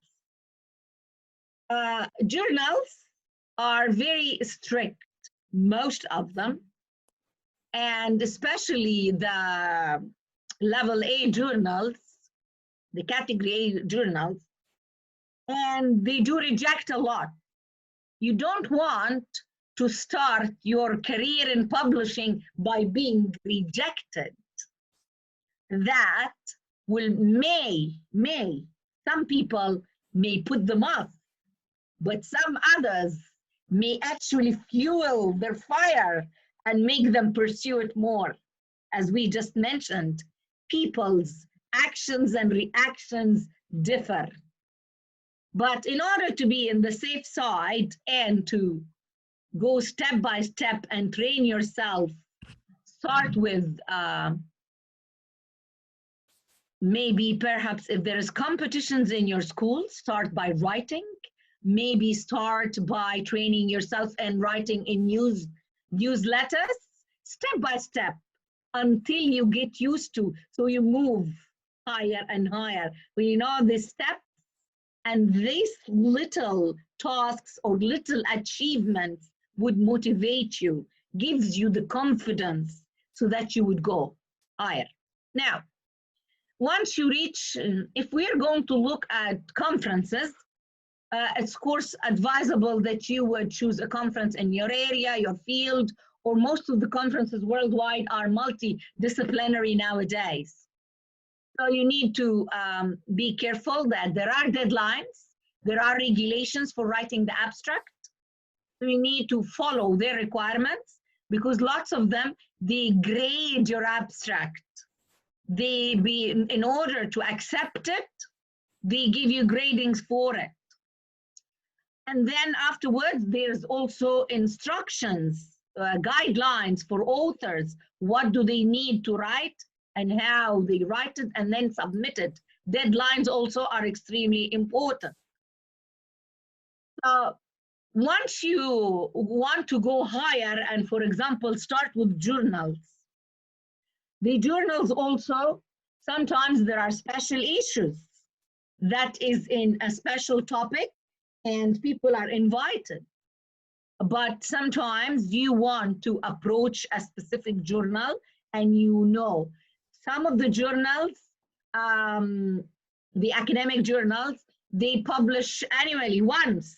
Some of them are biannual, some are quarterly, and you need to look at the timings and then you start preparing according. The first point of interest is what are the author's guidelines.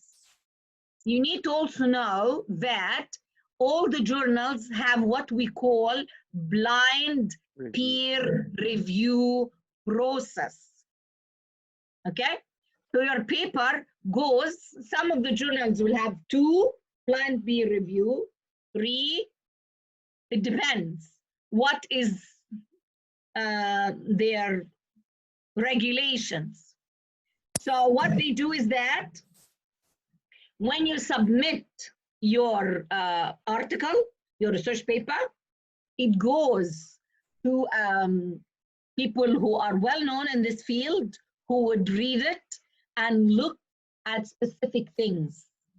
And the reviewers usually have got a format that they answer. So I've reviewed for several journals, and they have some similarities and some differences.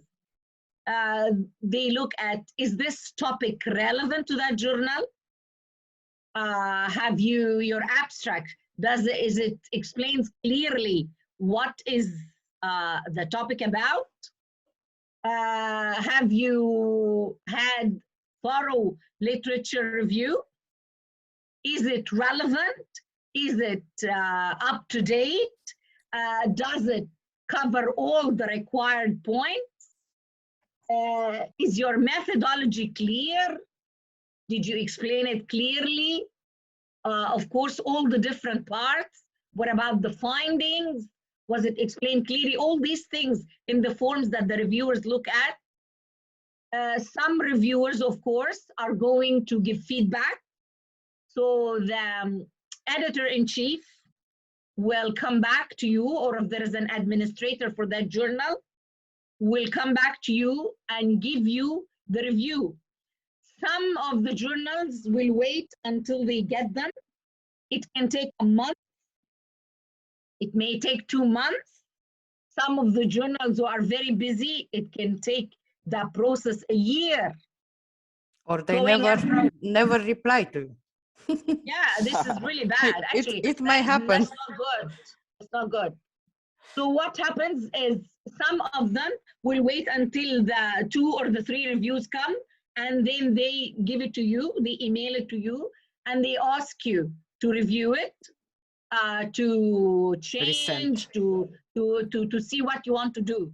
Because for us reviewers, there are different levels. They can ask you if that you would approve it to be published with minor changes or with major changes. And they always ask us, would you like to read it again after the changes is conducted or not? So it depends on the reviewer. But the final decision is always in the hands of the editor. The chief editor will decide if they accept or not accept that paper.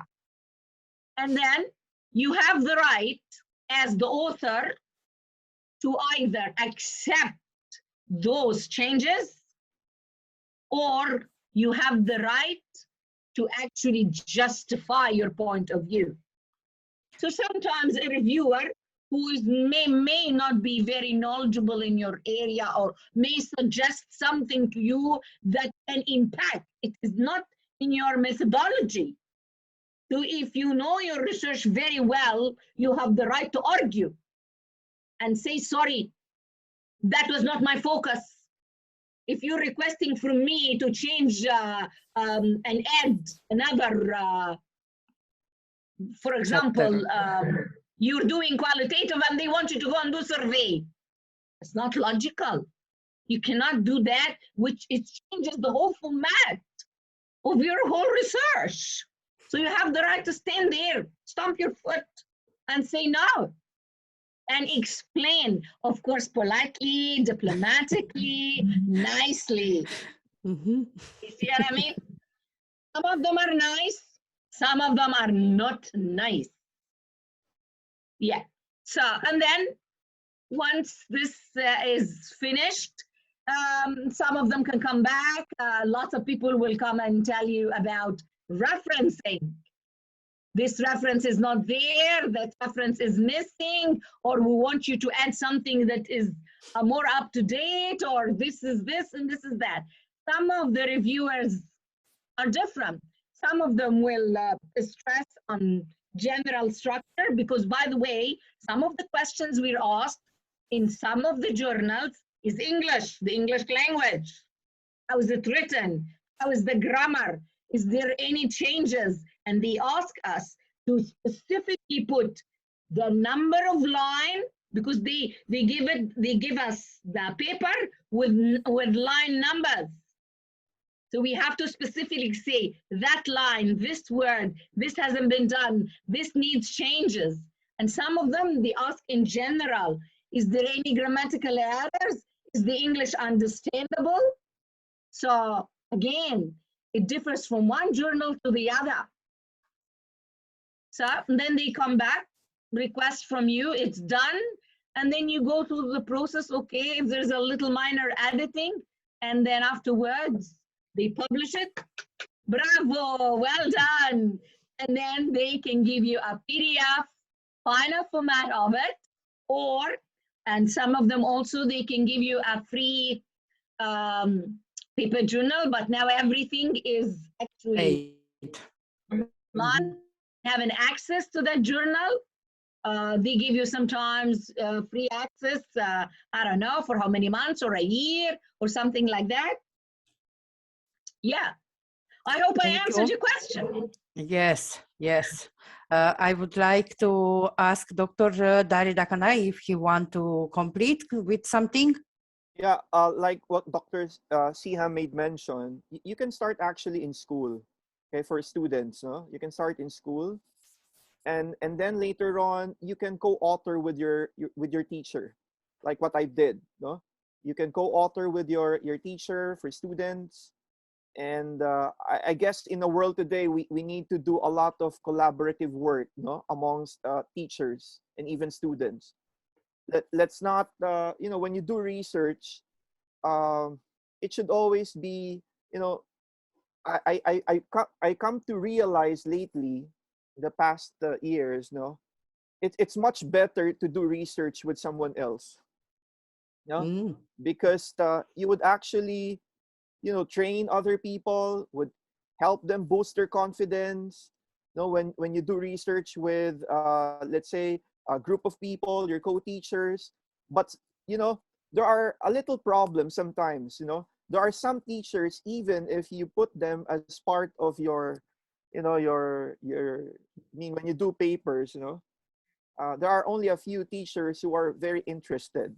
You know? It is a dream of every teacher or educator to publish, you know, to publish a paper.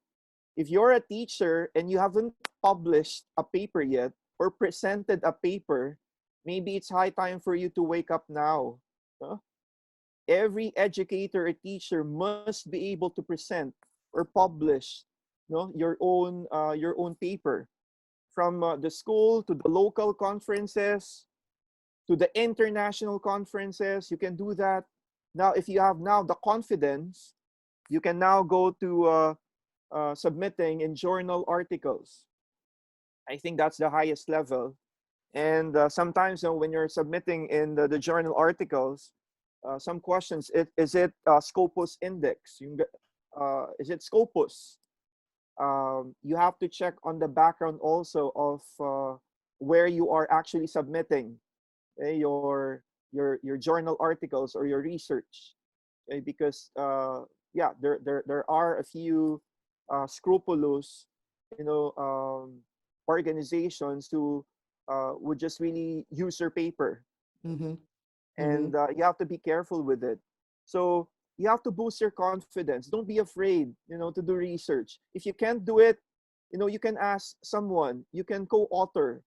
Okay, who knows? No, one day, any one of you here could be our co-authors, you know, with Dr. Siham in terms of coming up with a paper, and that would be, you know, that could be something. No? The world needs a lot of researchers, you know, from the students and coming from, most especially from the educators.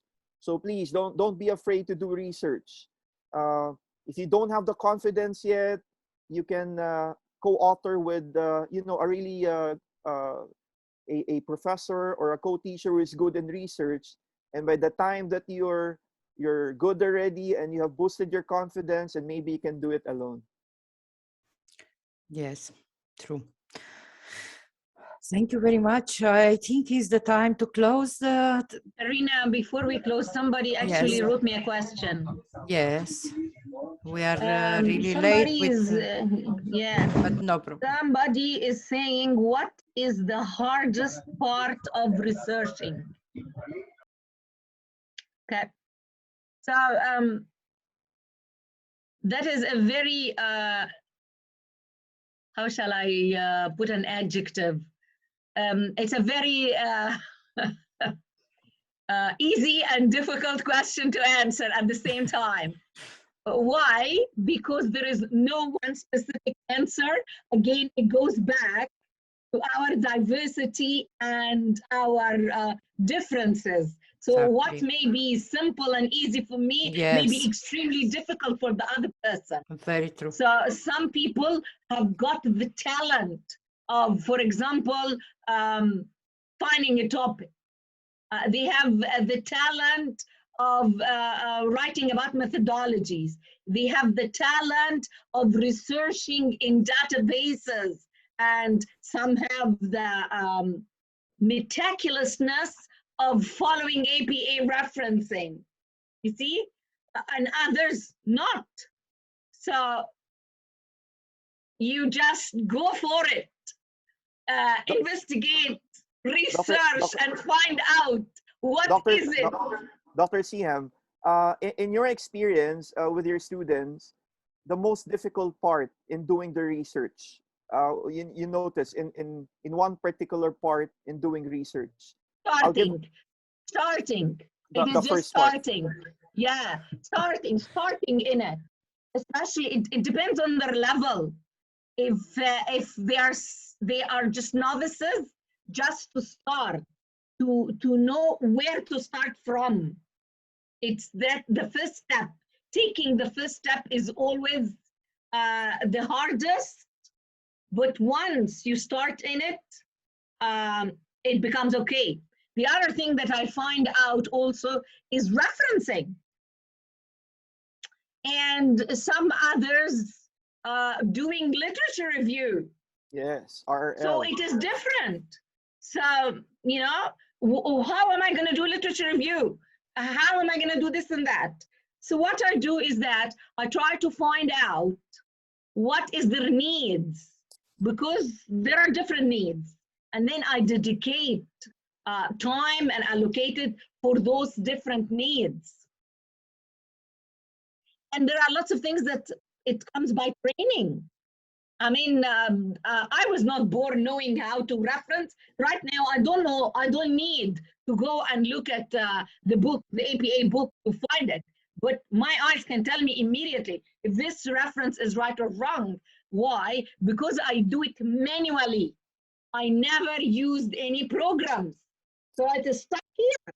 I can tell, I can do it without referring back to anything. So that happened by training. You have to do things day in, day out, all the time. Practice, practice. The saying is practice makes perfect. It's lack of confidence, I believe. Like tonight, when our students don't have confidence to put questions to our trainers.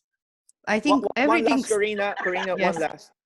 For example, the review of related literature. It's so difficult. I've noticed this one for with my students for the senior high school, the master students, and the PhD students. So what I did was to ask them to come up with a RRL table. You know, let's say RR table. It's like, you know, very basic. I asked them to, normally in my class, I asked them to do 20 or more journal articles. And I would ask them to do it in a table. Who's the author, where did they get it, the research design, the conclusion, the summary, and they do that, you know, with all the journal articles that they need. And sometimes only to find out at the end of tabling the review of related literature that all of the journal articles that they got is not related to their actual topic. Okay? And and sometimes students get frustrated with that. Please don't. No, it's a normal process in doing research. You know, when you read like 20, 30, and later on, all of those are not, you know, connected to your research, don't be disappointed. It's a normal process. And that's why you have to really read and read, like what Dr. Seham said earlier, you know, you have to abort. If, let's say, it's not really connected, we have more references and it's not connected, you abort. True. Thank you. True. Thank you. Thank you very much. Dr. Snigdha, Yeah. we are at the end. We are over about 1 hour, 40 minutes, more than we have. Anyway, it was a very nice session. Please. Yeah, indeed, it was a wonderful session, very informative. Thank you, Dr. Derry. Thank you, Professor Dr. Siham. And children, I hope you do not have any more questions to ask. Yes, Peter, Coco, anything to ask? Nothing. No, so I would like to side. There is a question, but we crossed the limit of time. So we will have the same topic after 2 weeks again with another trainers. So you may join us daily, because daily we will have different topics. And please, please don't be shy. Be confident and ask, put questions, because we do this for you. Okay? Okay. Yeah. So I just wanted to thank everyone who have contributed for the success of the program. Thank you, Corina ma'am, for the wonderful planning for all the 30 days. Thank you, Dr. Prachi, for your IT support and for your valuable presence. Thank you all the audience, IIU member, and thanks goes to our co-founder and CEO, Mr. Piyush Pandit sir, for giving us this wonderful opportunity. Thank you once again, each one of you. Bye-bye, take care, see you all tomorrow sharp at 7 p.m. Bye. Good night. Good evening. Good night, everyone. Bye. Good night. Thank you very much. Bye. Bye. Thank you too. Bye. Bye. Bye. Oh.